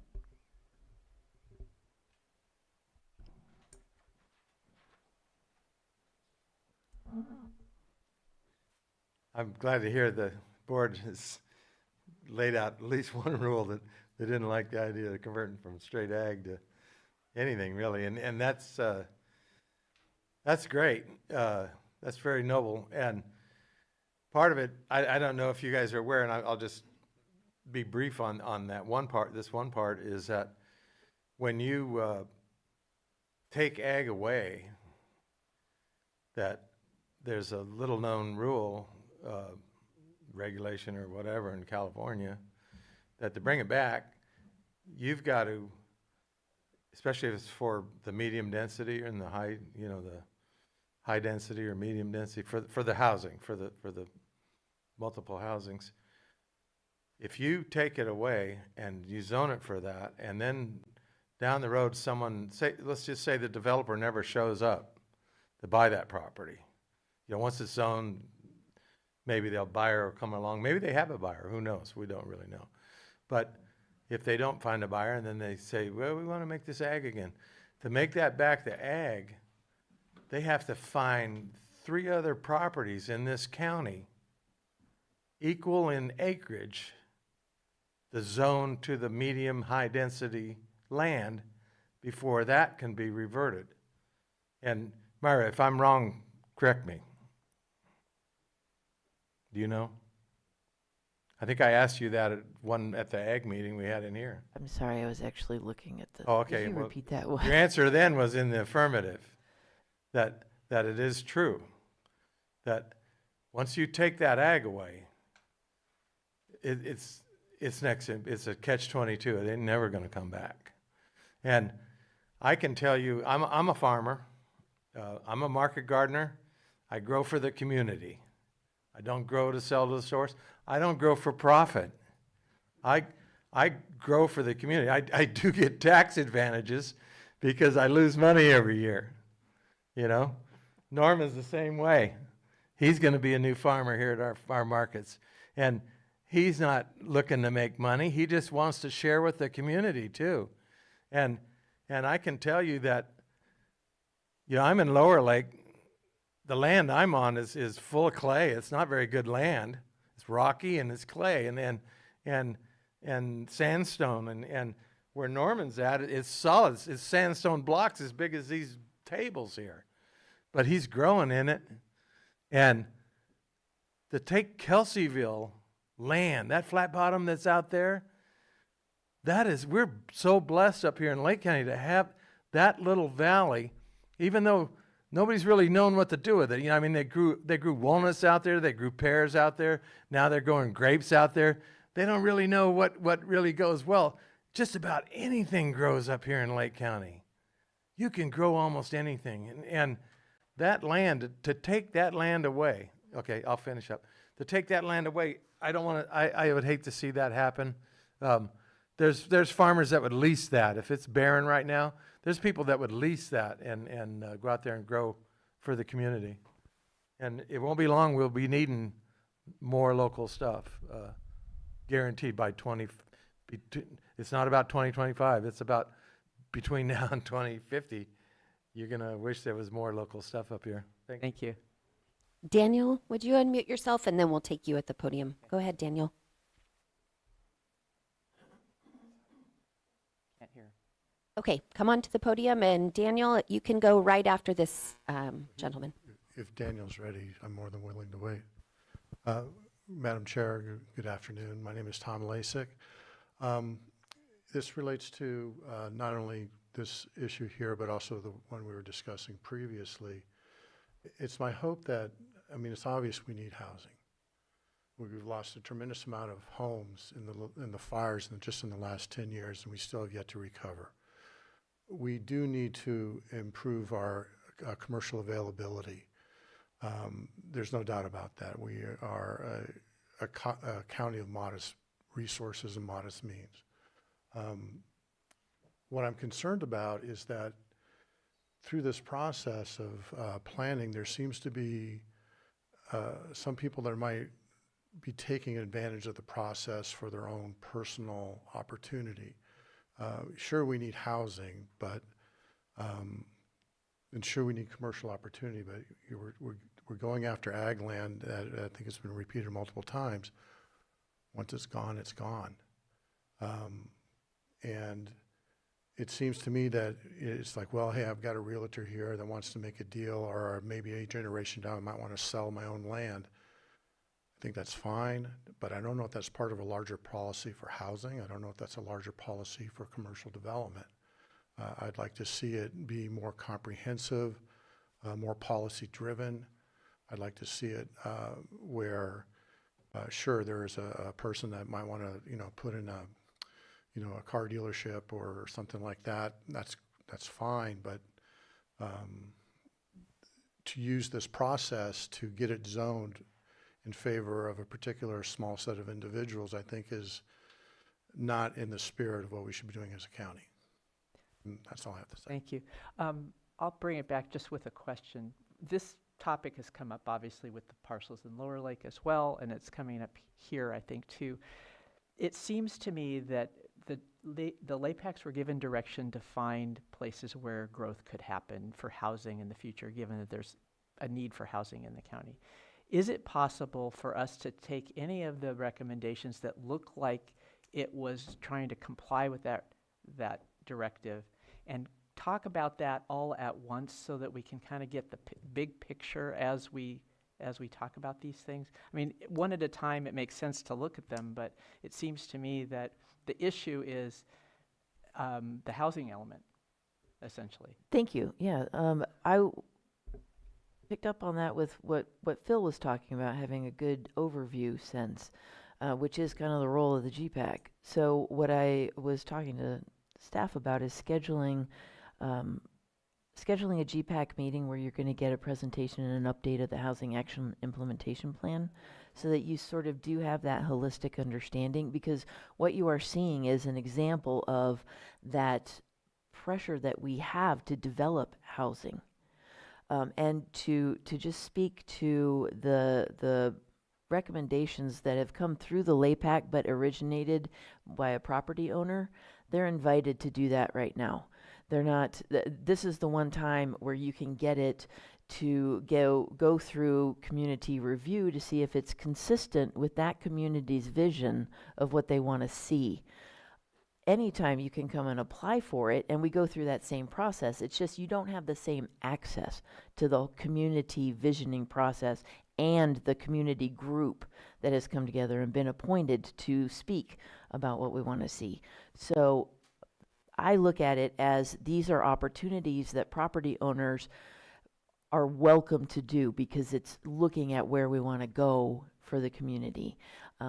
And they're also welcome to do it on their own. It's just a lot more money and takes a lot more time. And so it's kind of going through the same community visioning vetting process just right now, because we're doing it all together rather than alone separately. I do feel we're in the weeds. We are very much in the weeds. And it would be good to have that overview and get a sense of where, indeed, generally where the pressure can be relieved for housing.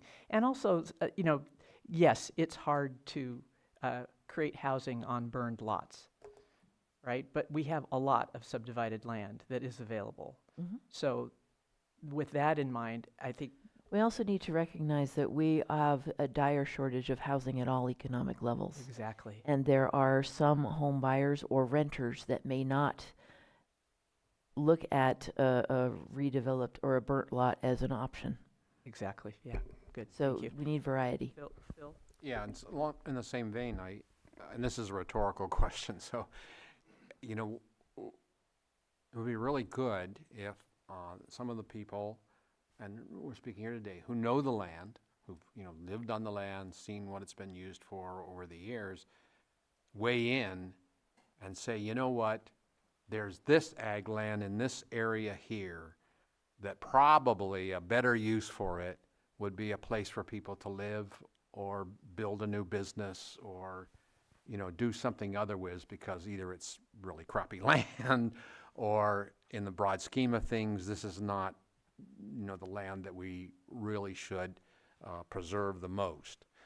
Because otherwise, we're just, every meeting, it's anytime any land that's currently ag is proposed to be changed into, you know, something for people to build houses on or commercial enterprises have, be opposed, then, I mean, you know, we don't have any place to go other than just to say, I would well, okay. offer that that is the purpose of a I don't think LAPAC. I don't think this group is going to come to a position that says absolutely no ag lands in Lake County will be converted to any other use. I mean, that's not a position I don't think this group's going to ever be willing to take. So we've got to find a middle ground on some of these proposals, I think. Thank you. Recognize. I'm going to turn these on and off. Not only housing, I think I mentioned to you, Maria, that when we look at everything, you know, this piece, this piece, this piece, as you said, we miss the whole thing. I had mentioned that in looking for commercial, for instance, in the Kelseyville, Lakeport area, maybe we look at that whole area as what's commercial available and look at it in its entirety. Otherwise, as we sort of have done and we're saying, we look at these little guys and we try to make a good decision here. Then we go over here and look at these guys and again try to make a good decision. They may be be compatible. They may be not. But I think it's more than just housing. It's the whole. How are we going to grow ourselves, being respectful to as many parts and pieces as we can? I think that's one of the things that's inherent of a GPAC looking at a LAPAC recommendation, because the LAPAC did have that community-wide viewpoint during their discussions. But what you're seeing are just the recommendations, not necessarily their whole conversation of taking a look at the whole community. And so I can understand why it may seem a little discordant now that it gets to you, because it seems like little one-off recommendations when actually it's the result of an overall community-wide conversation.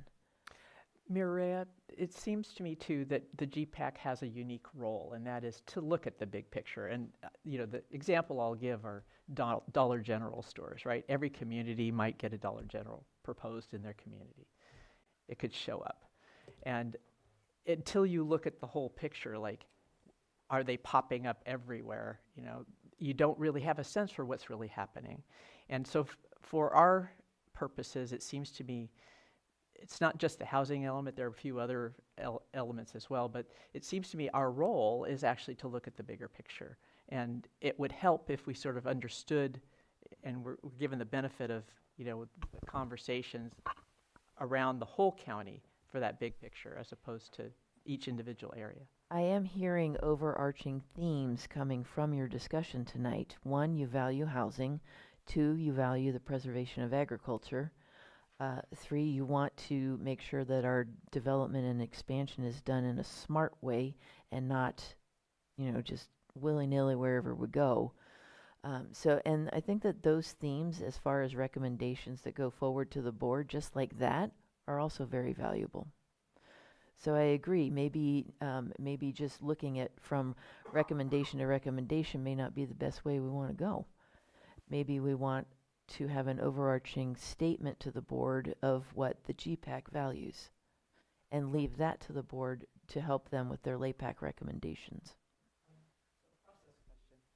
A process question now. It seems that we are benefiting from getting a look at each of these recommendations from the LAPAC.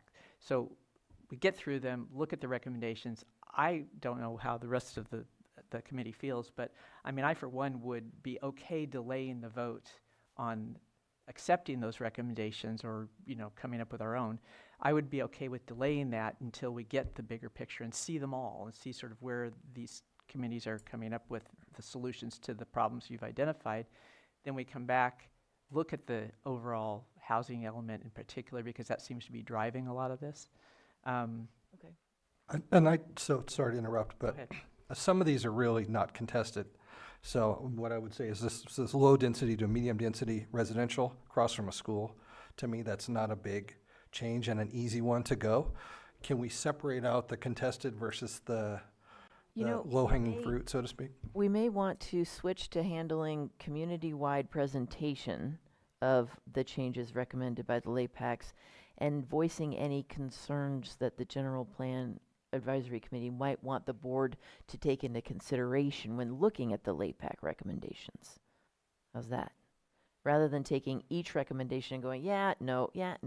Instead, you're giving us general themes of what is important to GPAC that could easily be conveyed to the board. So maybe that's where we'll pivot to. Okay. Also, do we still have public input open on this item? Because we do have Daniel back in Zoom wanting to make public comment. Daniel, unmute yourself, please.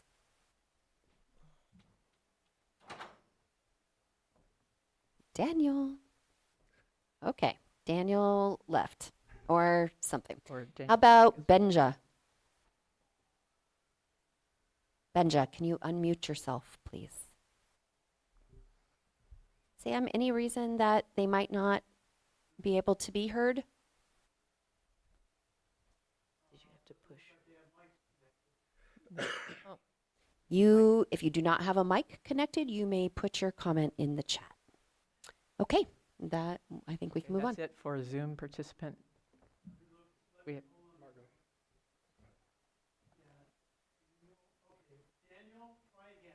Daniel, could you try again, please?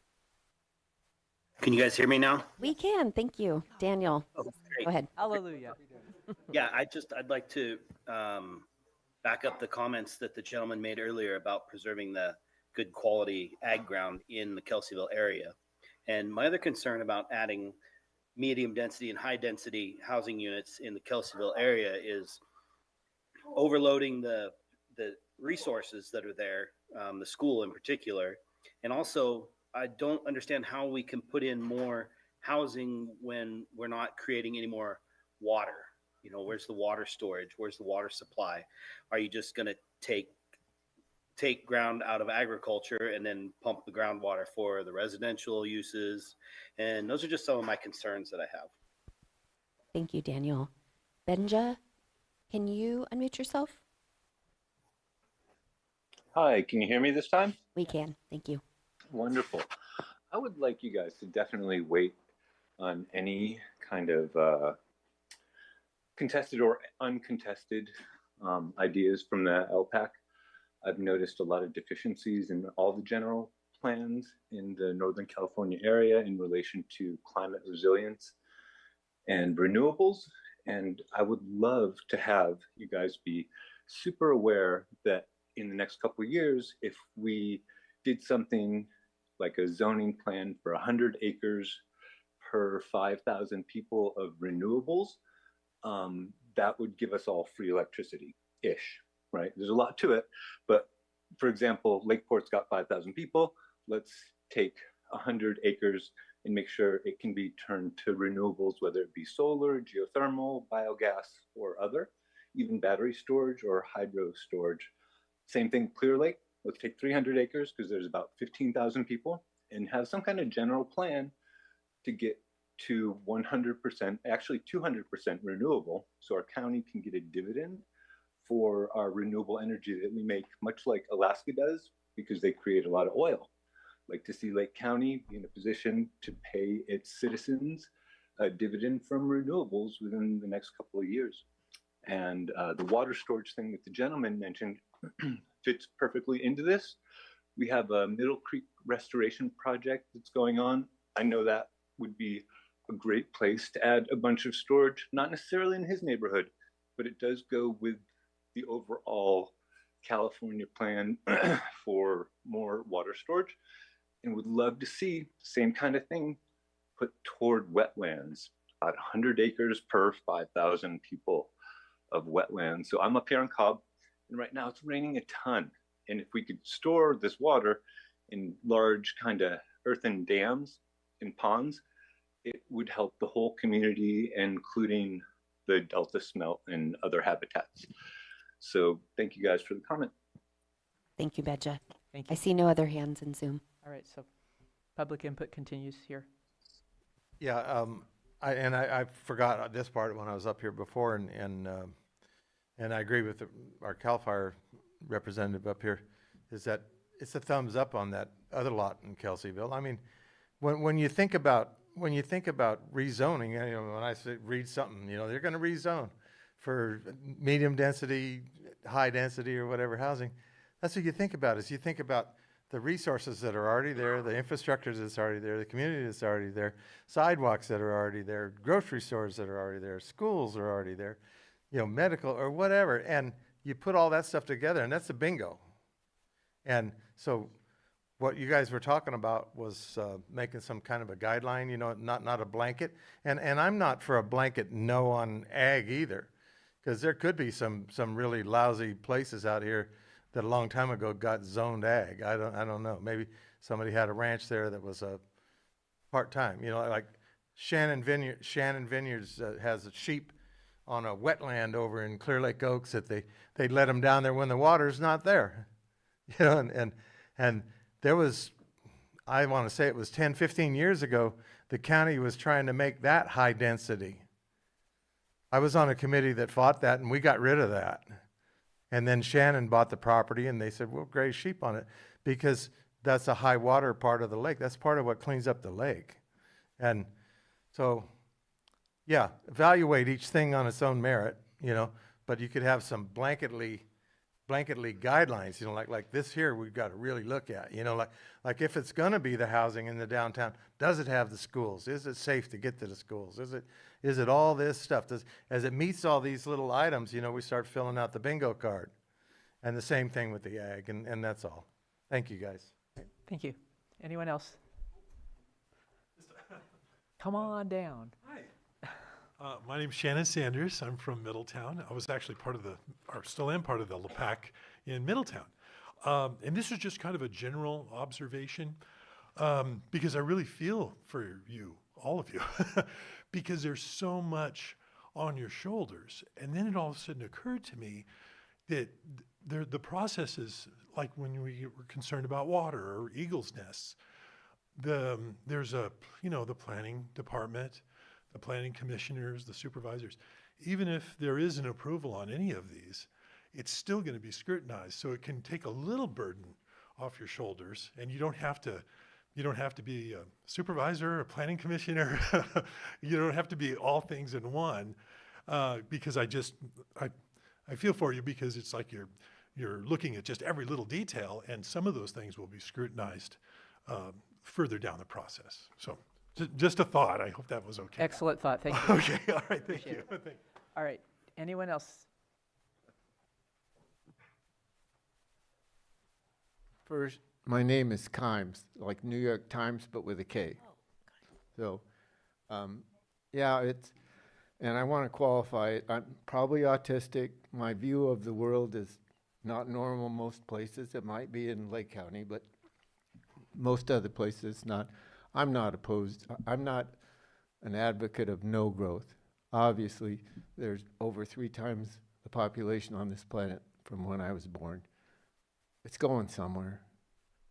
The other part of this is, in my lifetime, I have never seen a 25-year plan worth of shit. And to have the responsibility to develop that is impossible, because you don't know the future. No one would have predicted where we are today 5 years ago. So, but all I know how to do is what I can do personally. I got 5 buildings on my place. Every one of them has been occupied. Right now, only one is. The Valley Fire killed 50,000 trees on our acreage. try and reforest best we can. Every building, if I live long enough, we'll go ahead and remediate the age damaged and fix what we can and let people move in. I'm 73. I'm not going to be able to farm too long. I need help. So I'm willing to trade a place to live, water from a spring. We'll put in solar power. That's my solution. It's not going to work for everybody. I built houses for a living. I watched Black Hawk Ranch go from a massive cattle ranch with all these fossils to a place where I don't even like the people who live there. I don't want that here. It's obviously economically advantageous to take a parcel, chop it into little pieces. You know how much your anticipated profits are right out the front. You get your financing, it's good. You take a burned out lot in Lake County, and it's going to cost $450,000 to build a little house. There's no guarantees. This is the poorest county in the state. We're going to have financial problems every year until long after I'm dead. It's just a fact that we have to deal with it.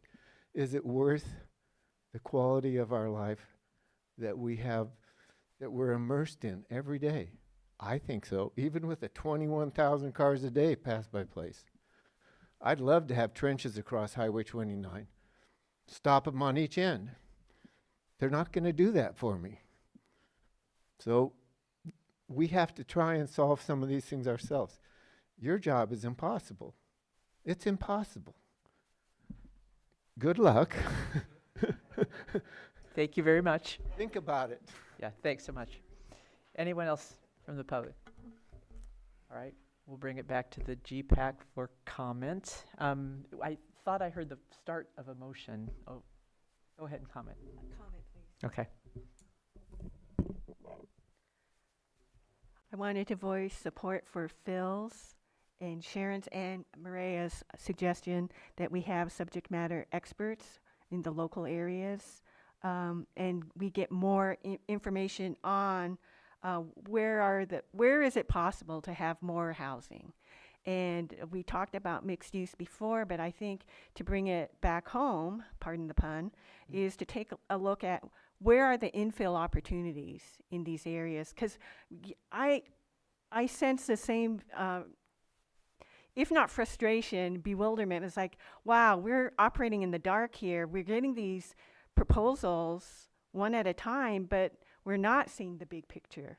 Where are the opportunities? And like Sharon pointed out, the commercialization, the commercial areas, where are the opportunities? Just walking through Kelseyville, you see a lot of shops, they're shuttered. And I don't know the quote unquote industrial area of Kelseyville well, but again, there might be infrastructure there which might be very good for housing. But we don't know, not right now. Okay. Thank you. Thank you. You know, we can get really philosophical. I mean, no one does know the future, but it probably not going to look too much like the past. I mean, there's big, huge movements taking place in population. I see it because in my little community, we get people coming in buying houses, and they're actually selling. You know, we sell about one a month or so, but the people are coming because they can work from home, and that's, I mean, people are doing that now. All the .com companies, all AI's coming down the stream, all of that kind of job, high-paying jobs for people don't have to be done in a factory or in a brick-and-mortar building somewhere. They can be done where you live, and guess what? You're right, people like to live here. And so the biggest concerns are things like broadband capacity is a limiting factor for us because they need that.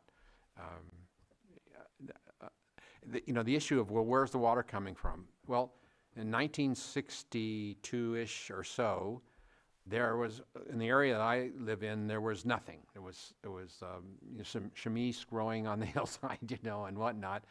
And somebody came in and said, I think I'll build a community here, you know.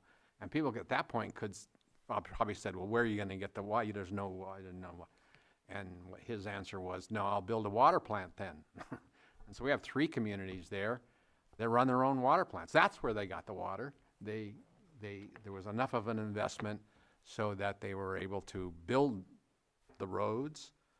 They built water treatment plants.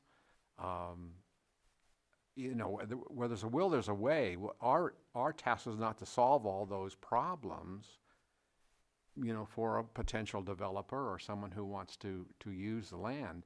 The moment you start doing that, you'll never approve anything, you know, because we don't know the solutions to things like water issues and waste disposal and roads and all of that.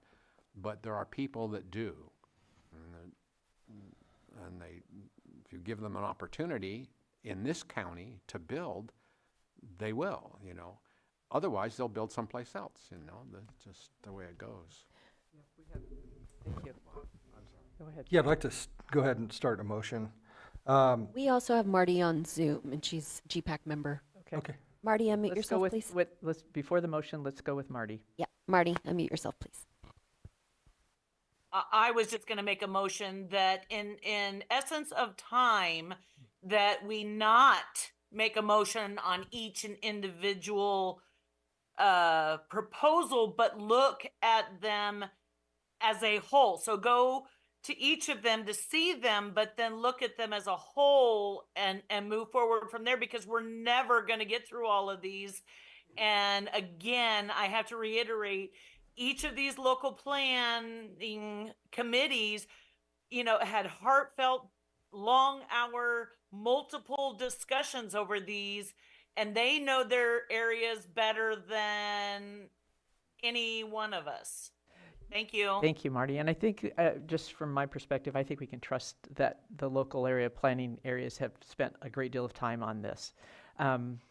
With that, you have potentially a motion, right? Yeah, I think a good compromise would be to take the 4 lots that are the low-hanging fruit, do those as approve, and then table the other. Table the until other after- for later to the discussion. next meeting.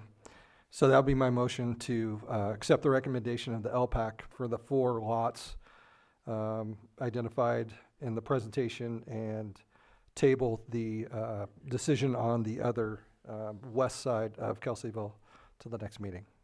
This is Kyle. I'll second. Yeah, Kyle? Did Kyle have something to say there? Oh, I just said I'll second. He seconded. Okay, great. So we have a motion and a second. Any discussion? All in favor? Aye. Aye. Opposed? Anyone? Aye. One opposed? Oh, Yes, maybe I a slow oppose. aye. Okay. Marty opposed. All right. Doesn't matter. I oppose. I oppose. Okay, great. So motion carries. And where are we now? What's next? Well, it's late in the day, and we've had some actual fundamental discussions about really maybe we're on the wrong premise. Maybe we started with the wrong assumptions that the General Plan Advisory Committee had a responsibility to evaluate and rule on each LAPAC recommendation, and I'm not really sure that that's going to get us where we need to go. We're going to add an update of the Housing Action and Implementation Plan to the beginning of the next meeting. I would recommend that we continue as we are going, but only as an update, not as a back and forth evaluation and ruling on each recommendation from the LAPAC. Let's keep the LAPAC recommendations as they are. Present them to the General Plan Advisory Committee, because you are right. You are supposed to have a holistic view. That presentation will also be then better informed by the Housing Action and Implementation Plan. And at that point, at the next meeting, if there are any overriding concerns that you will have a more holistic view of, having seen all of the different LAPAC presentations and can consider them holistically, let's collect your input at that time. That sounds like a good plan. And I would say there are many processes where you can take all that input and have a vote on the part of this body where we take the items out that are of concern, but we vote on the rest. and then we deal with the ones of concern. I think that's a better use of y'all's time as well as a better fit for your responsibility as GPAC members. I appreciate that. Thank you. Yeah, sorry I didn't start with that. Okay. I would have saved us a lot of time. We're So learning. with the last We're all learning. 15 minutes that we have, let's go on to Middletown as a presentation only. Allison. Okay. Yes, moving down to,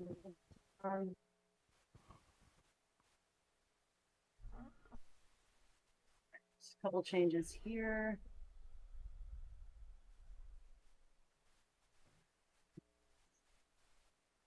So the first, actually, these might be the only ones here. Yeah, the only two are both in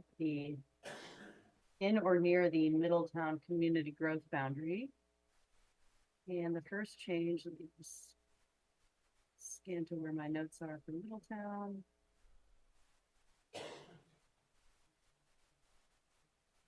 Okay, so I think this one here further to the north, these were all previously various land uses, including rural residential and local commercial, and they are being proposed to all change to community commercial. The discussion around this was centered on having additional what was considered more appropriate commercial opportunities. They are already developed with some residential, but with the introduction of mixed use, it would still be compatible.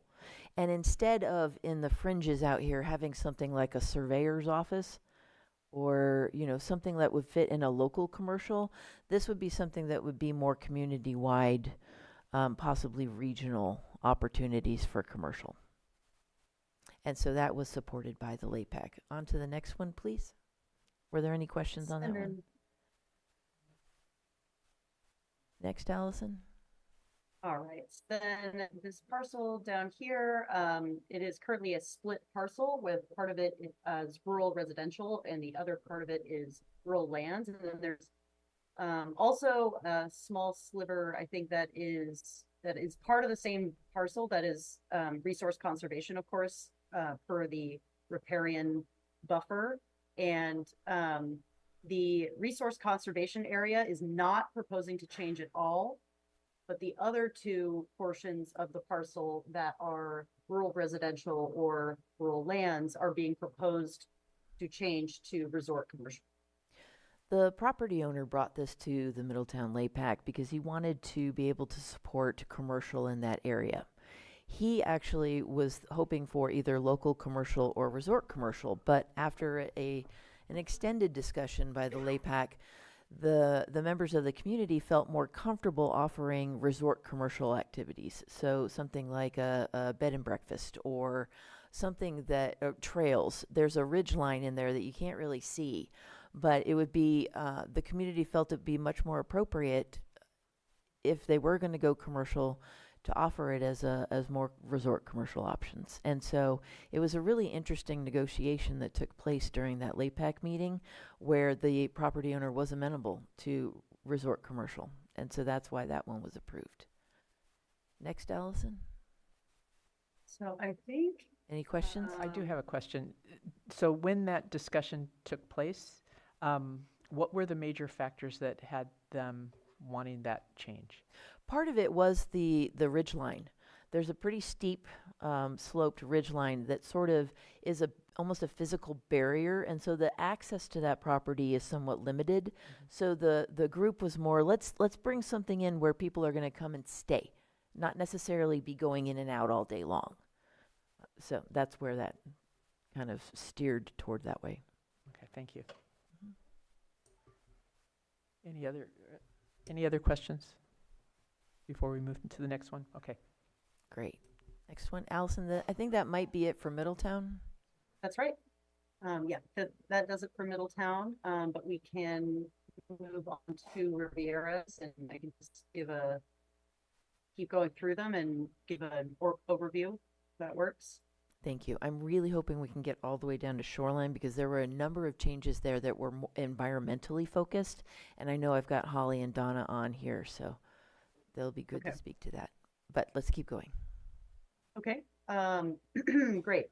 So here for Rivieras, I think all of the proposed changes are in this one area here in the Clear Lake Riviera Community Growth Boundary. And the first set of changes are these parcels here, and they are currently suburban residential reserve. They're being proposed to change to low density residential. And the same thing for these two square parcels here outlined in the pink. These are also currently suburban residential reserve. They're being proposed to change to low density residential. And then the final set of changes we have here are this set of 3 parcels here, which is currently either rural residential or rural lands. And then I think a small square of public facilities is a utility. And these 3 parcels here that are either rural lands or rural residential are being proposed to change to resource conservation for the purposes of a community park. So that is the summary of the changes here in Clear Lake Riviera. Do you have more to add, Mireya, or should I Yep, keep I going got to more. the next spot? So the Riviera's LAPAC really recognizes that what the Riviera's planning area has for it is housing. It's a group of subdivisions. And what they care about is, well, they recognize that this is a very good opportunity to increase the housing options in the Rivieras where it may not be appropriate, like in ag or in other areas. So that's why they focused on those parcels. One of those big squares may end up being problematic, I don't know, but because there's a cell tower on it.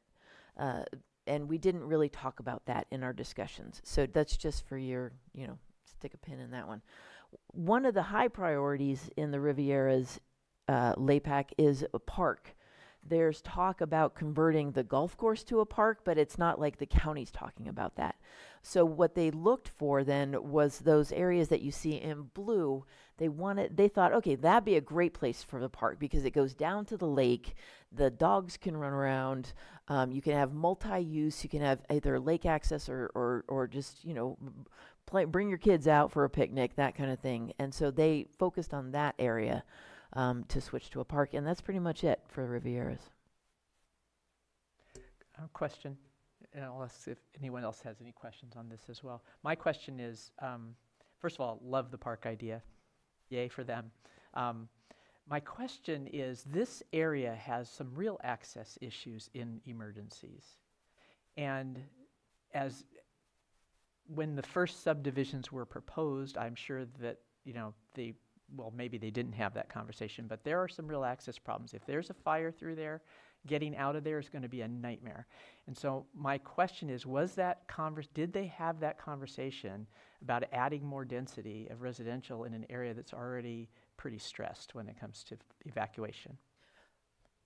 A number of the people participating in the LAPAC are exactly the same people participating in the Soda Bay evacuation study. Great. So I know there's nobody that lives in the Rivieras that is not already always in recognition of the challenges for that. So even though we did not discuss that specifically as far as adding density, I know that there's no way that they weren't thinking about it. Go ahead. Let me just clarify the proposal is to change the density designation within the community already, or no? Those larger parcels are currently suburban reserve. So yes, it would change it to low density residential. Oh, okay. Which would change the minimum parcel size. However, any future subdivision again would be dependent on accessibility to water. Like we'll serve for those sort of things too. And the parcel size is Community dependent. growth boundary, it's within already. It's not asking to Yes. extend it. Correct. But it could be annexed to the. It could be, or it could be subdivided to maybe a 1 acre parcel, which could then support a septic system. That would be up to the developers to decide. That's good. Any questions? That's good. Moving on. Lakeport, please, Allison. All right. Okay, so two change areas here in Lakeport. The first is a little bit smaller, and it's here in North Lakeport, and the proposed change is to change this parcel here from rural residential. Actually, this is a part of a larger parcel, I believe. And it would be changing the entire parcel. I might be wrong about that, so I shouldn't. No, it's just changing that portion of a parcel to medium density residential. This is Yes. Walnut, so it's North Lakeport area. And the parcel is actually that long rectangle. So it goes alongside the already developed subdivisions that are currently, they currently have the low density residential in yellow. And the proposal that they considered was just that portion that you now see in orange, which is the lower sloped area of that parcel, be changed so that it would match the medium density residential adjacent to it, closer to the lake, and be developed with housing. Specifically, the idea was a senior housing, like a campus, college campus sort of theme to it, but just using that low slope area of that parcel.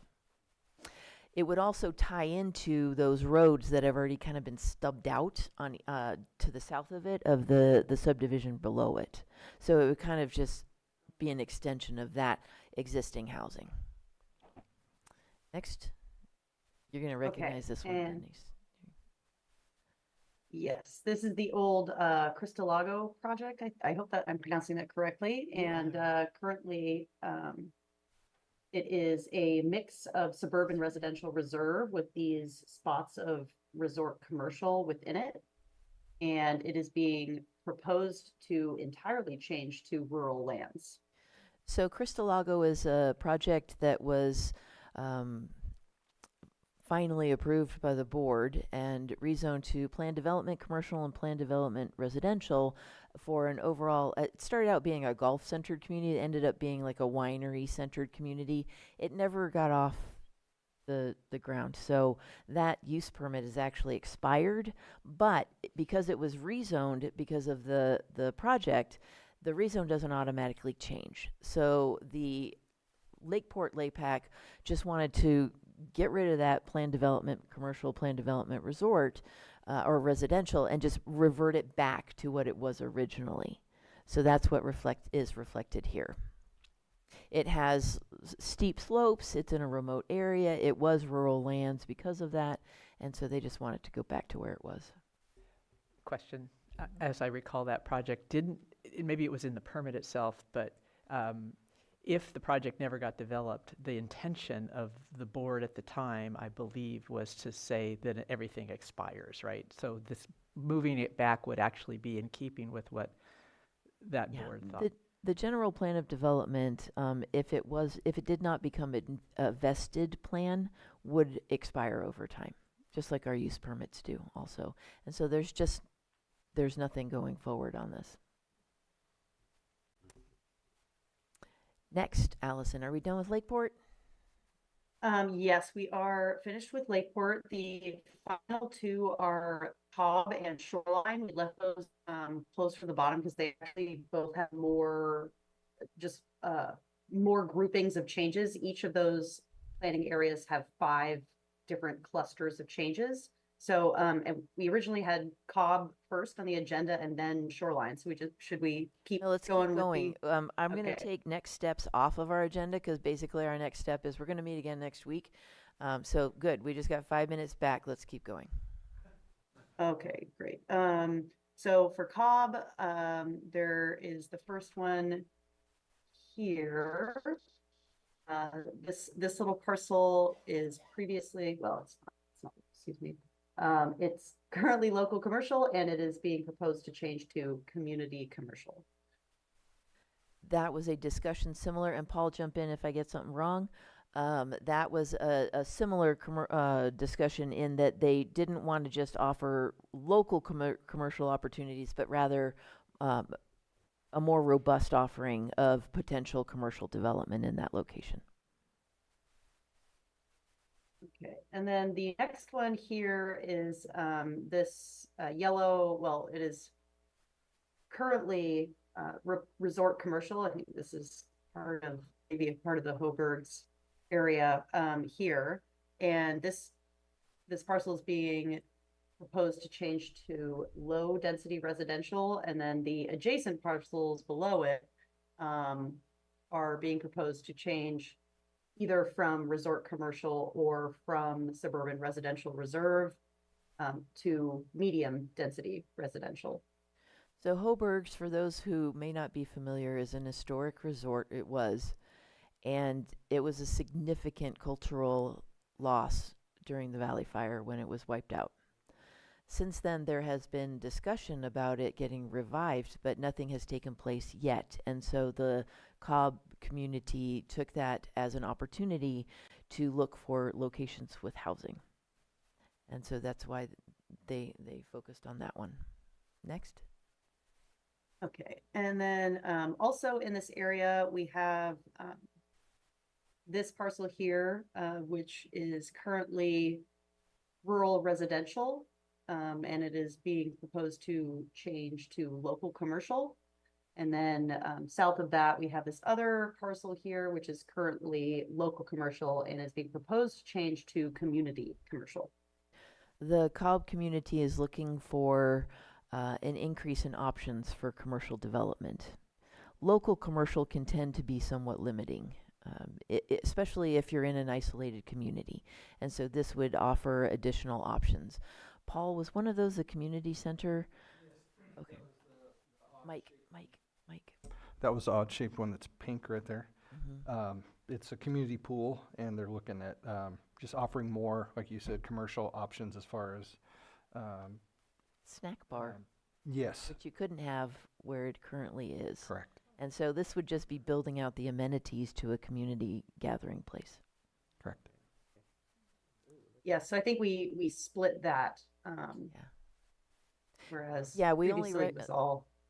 The recommendation was specific to the area that would in future be able to be used commercially. Correct. Next. All right. Well, I think we actually did get through those pretty quickly. So let me just make sure. But it looks Does like we the covered... GPAC have any questions? Any questions? Because I'll just pull you right through the end. So stop me. We're Feel on a free. roll Okay. Last, shoreline communities. Yay. Okay, moving down to shoreline here. I'll start first in the cluster of potential changes in the Clear Lake Oaks area. Okay, so we have a few changes starting from the eastern side. We have these two areas here, which are respectively being proposed to change from medium density residential, which is what this larger parcel is currently, to, oh, I'm sorry, excuse me. It is currently high density residential, and it is being proposed to change to medium density residential. And the parcel across the highway there is currently service commercial and is being proposed to change to rural residential. So that's starting here at the east. Also, Allison, just take a pause. Yes. I'd like Holly and Donna to both unmute because there are a number of recommendations in shoreline communities, and I can speak to some of them, but Holly and Donna are definitely better able to give you a summary.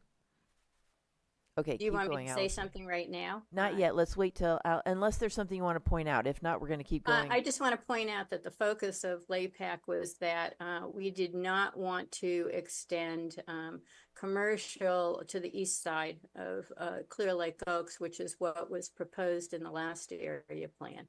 So that's part of where this is coming from. Allison? Okay, thank you. So moving northwest here along the highway. So our next set of changes on the northeast side here is this area, which is currently service commercial, and this one area is community commercial that lines the highway, is being proposed to change to rural lands. Actually, that's agriculture. Those Oh, are I'm sorry. currently You know, I being think my used, screen is getting a little darker. 'cause yeah, now those are it's getting currently darker at used night. I as apologize. vineyards. And so the LAPAC recommended switching it so it more accurately reflected its current use, as opposed to leaving it open to have something service commercial like a factory go in there. Makes sense, okay. Yes, thank you. That is the proposed change to agriculture from those various commercial designations. And below that, we have this area here with some of these large parcels that are currently designated for resort commercial or rural residential. And then part of it is resource conservation, and and the proposed change is to convert the entire area to resource conservation. Donna, did you want to speak to this one? Excuse me, this is Donna. I think, Holly, you might like to chime in here, but I believe it's just the 80 acres on the, I can't see the parcel numbers, that we needed to change. Is that correct, Holly? So it's the 4 parcels that are all in that aqua color, which Okay. we were asking, plus the little corner parcel, the teeny little triangle that's up in the upper left-hand thing, to resource conservation. Right now, it's the boat ramp that goes into the Keys, and the crux to the wetlands restoration for the Keys, et cetera, are these parcels. Thank you. Next, Allison. Next, we have this parcel here, which is currently, oh, I think this was one that was flagged for a potential change, but we didn't change it yet. There was a that one is actually Bob George's gas station, and it looked like it was erroneously changed to resource conservation, which would be great, but I bet he wouldn't like that. Yeah.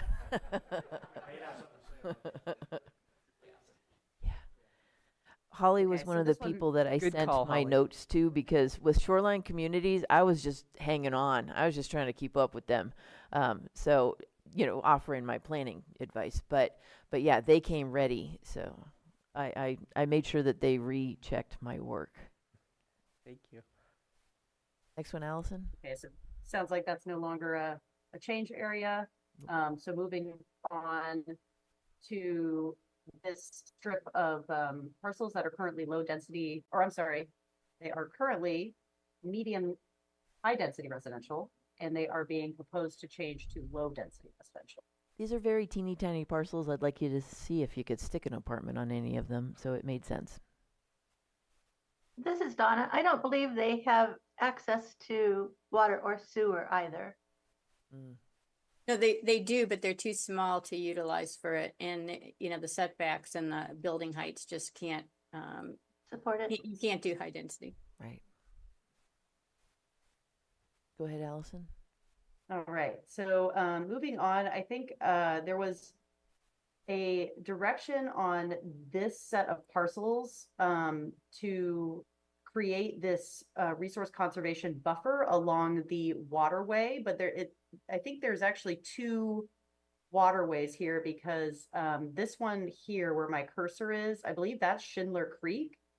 Correct. And this is, which is going to be captured when we apply the 20-foot buffer around the Clear Lake Hitch tributaries layer. Okay, we so will- this was one of the erroneous ones. So the long pink parcel right there to the right of Dollar General, that actually I don't know what it is. I think maybe it's divided into 2, but that parcel all behind Dollar General is part of that long aqua thing, and that parcel behind there is the one that has always been looked at for getting a retaining, basically a retaining watershed thing for Schindler Creek. So I don't know why it's still zoned, brown. And then we talked about if we couldn't do that behind Dollar General because it's a small lot, possibly up higher, the upper left aqua portion could be used for part of the watershed, restoration. Could you As take off the well land as use designation? the going all the way up Schindler Creek. Allison, could you get back to the aerial view? Yes. I think that'll be easier for us to see what Holly's talking about. There you go. Okay, go ahead. Say that again, Holly.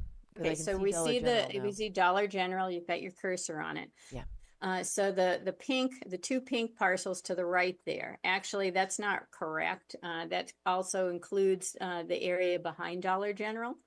And so the area behind Dollar General, we were asking to change to resource conservation because that's where all of the, the studies have been done for creating, working with the Schindler Creek watershed. If that cannot occur because it is smaller, we also ask that the parcel up above in the pink rim be changed to resource conservation because that has a very good, it's larger and has a very good possibility of being, the restoration area. So we could just remove those lopsided ones and change that to that what looks like open area behind Dollar General, right? Is that I believe if you go in county GIS, that is all part of the parcel on the right. okay? Yeah. Well, I don't know why we couldn't do both. Let's do both. Okay, yeah, that's fine. Which brings up a good point. Sometimes some of these recommendations are for parcels that are not owned by people sitting in the room at that time. And since I've been with planning, we get these phone calls of people saying, I wanted to do this, but y'all changed the land use designation on my property when I wasn't paying attention. So what we're going to do this time is compile a roster, create mailing labels, and probably I need to find the right time in our timeline, but we're going to notify all of these property owners that they are specifically included in the changes instead of what is required by law, which is just like an advertisement, a 1/8 page in the newspaper, which nobody ever looks at anyway. So we're going to make sure this time that the property owners at least get an outreach attempt to let them know before it goes before the board for final decision. So. If I could just make one quick statement here too, being on the original shoreline area plan, we went through all of these requests from property owners to change zoning. And we had a beautiful presentation that talked to us about a tasting room, things would be great, blah, blah, blah. We changed the zoning for the shoreline area plan, and then the property owner sold it to Dollar General. So just please, as GPAC members, think when you change zoning or you recommend to change zoning, that anything that could be put on that particular zone could end up being put on the parcel. That was it. Thank you. Anything else, Allison? Yes, I think we can still, just this parcel up here, which is currently rural lands and is being proposed to change to resource conservation. Yes, that is the extension of what Holly was talking about. Yes, although I hear the change. I think this was just a misinterpretation of one of the parcel maps, but I hear that we're also making that change too. So that would be more Could continuous. have been my misinterpretation on my notes too. So, yeah. All right. What else after that? Okay. So now we have this portion of parcels here, which are similarly to the previous ones. They're currently high density residential, and they're being proposed to change to low density residential. Again, for development, realistic development possibilities. Yes. Next. And I think that might be it for Clear Lake Oaks area. So now I will head on down. I think the next set are in Lucerne. And yes, I believe this was a potential change area that was surveyed.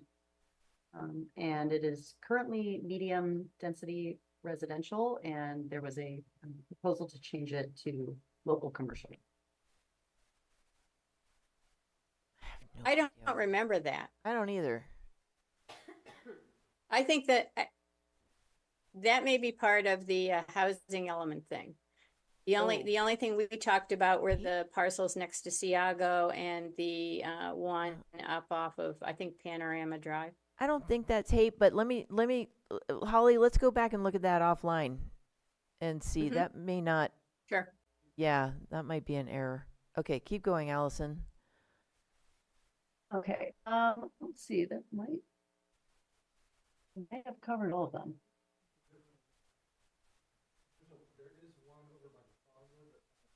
Ah, yeah, there is Looks one like by there the was plaza one over in to Clear 13th Lake Avenue Oaks. in Lucerne. Yeah, So that is going to be a reduction of the commercial zoning because the plaza was originally an area of special study when we updated the Shoreline Communities Area Plan. And the whole goal was to create a community center gathering place with commercial.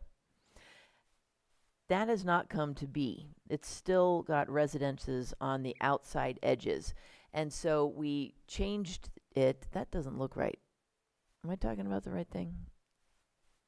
That's this is the thing that currently- we Oh, no, wanted to have the that's a resiliency different one. center. This one, yeah, go ahead, Holly. Talk about this one. This is good.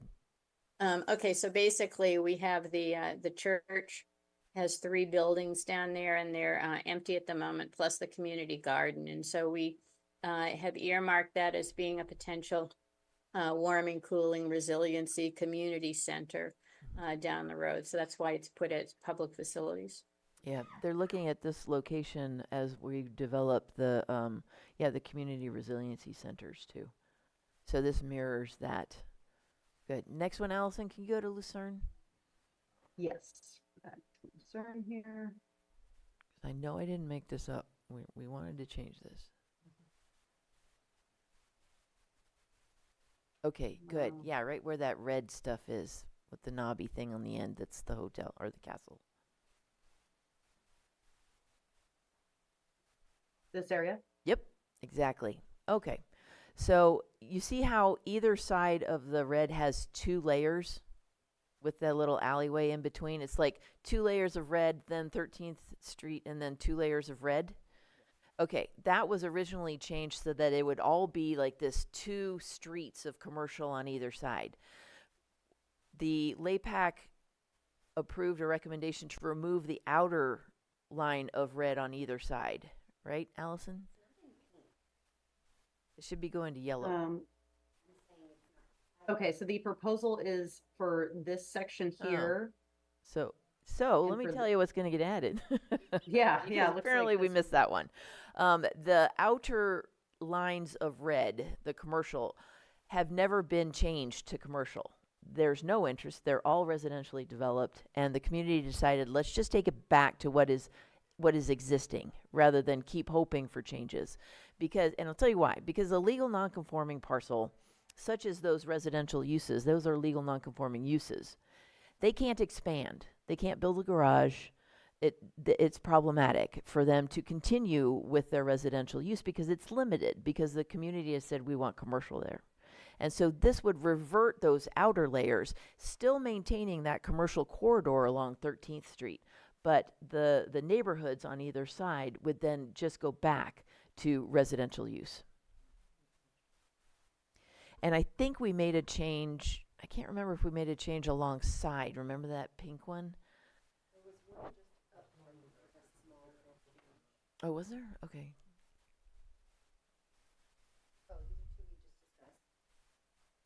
Oh, yeah. We don't remember what those are. and Holly Question, and I will Maria. talk about that. Has mixed use come up as a possibility for any of these that are obviously residential now but are zoned commercial? Yes, mixed use has been a resonating theme throughout all of our discussions, particularly to commercial, because the existing commercial would now have a much better opportunity for residential to be located in there. And I'm looking at the highway parcels too. There's Yes, plenty of- yeah. And I really think that that's going to be a huge benefit when we do get our new RENA numbers and we have to look for places where we can accommodate future housing development. Adding a little apartment or something like that so that it won't take away from the rural character and the small business character of our neighborhoods, but would allow for housing development is going to be so helpful. Yeah. I want to live over a pizza place myself, but yeah. All right, I think we're done. We ran a little over. Does the GPAC have any questions? Oh, sorry, giving it back to Denise as chair. Oh, I just had, this some edumacation for me. You know, you have local commercial and then everybody commercial, I guess, right? Or Yeah. So local Well, I mean, commercial. what if, I assume local commercial means, you know, I build a coffee shop and I open it and I live there and I do business. And then the other category would accommodate something like a Starbucks? Yeah. Yeah, a restaurant. It could recognize a Dollar General. However, it goes in different tiers. Some things are just allowed by right. So you can go in, you can put in your restaurant there, or you can put in your cafe. You can have your surveyor's office or your engineer's office. That's local commercial. Then you get, and that's mainly it was designed to support the surrounding neighborhood. Yeah. Then you get into community commercial. That's where you're going to see your main streets, and that supports the larger community. Okay. So then we also have things like highway commercial, resort commercial that sort of cater to the folks that are driving through or the folks that come to stay. I understand. Mireya, where can both GPAC members and the community find those definitions? And my do- other question was, yeah. when you're talking about changing residential from high density to lower density, Mhm. are you talking about parcels where right now there's no density? I mean, there's nothing there now, and what you want to do is make it, They have not been currently developed with multifamily residential, yes. so, yeah, just. Yeah, we're looking at stuff that could have been problematic to developers Right. because it means that they'd have to cobble together and merge a number of those small projects and still meet setbacks and, you know. Okay. Mm-hmm. All right, so you had, Bob, one moment. I gave it to Denise for public input. right, so any other questions? Public input, please. Real quick, you mentioned the panoramic, but it didn't show up on the shoreline. Thank you. Allison, okay, so there is one more. There was a parcel that was in the process of getting developed and subdivided. There are graded pads for the housing, and it didn't get changed. The rezone, it didn't get changed during, or I think it was going to be changed and got reverted to rural residential or something like that. It was R1. Then in an area plan update went to rural residential, even though it was in the process of getting developed.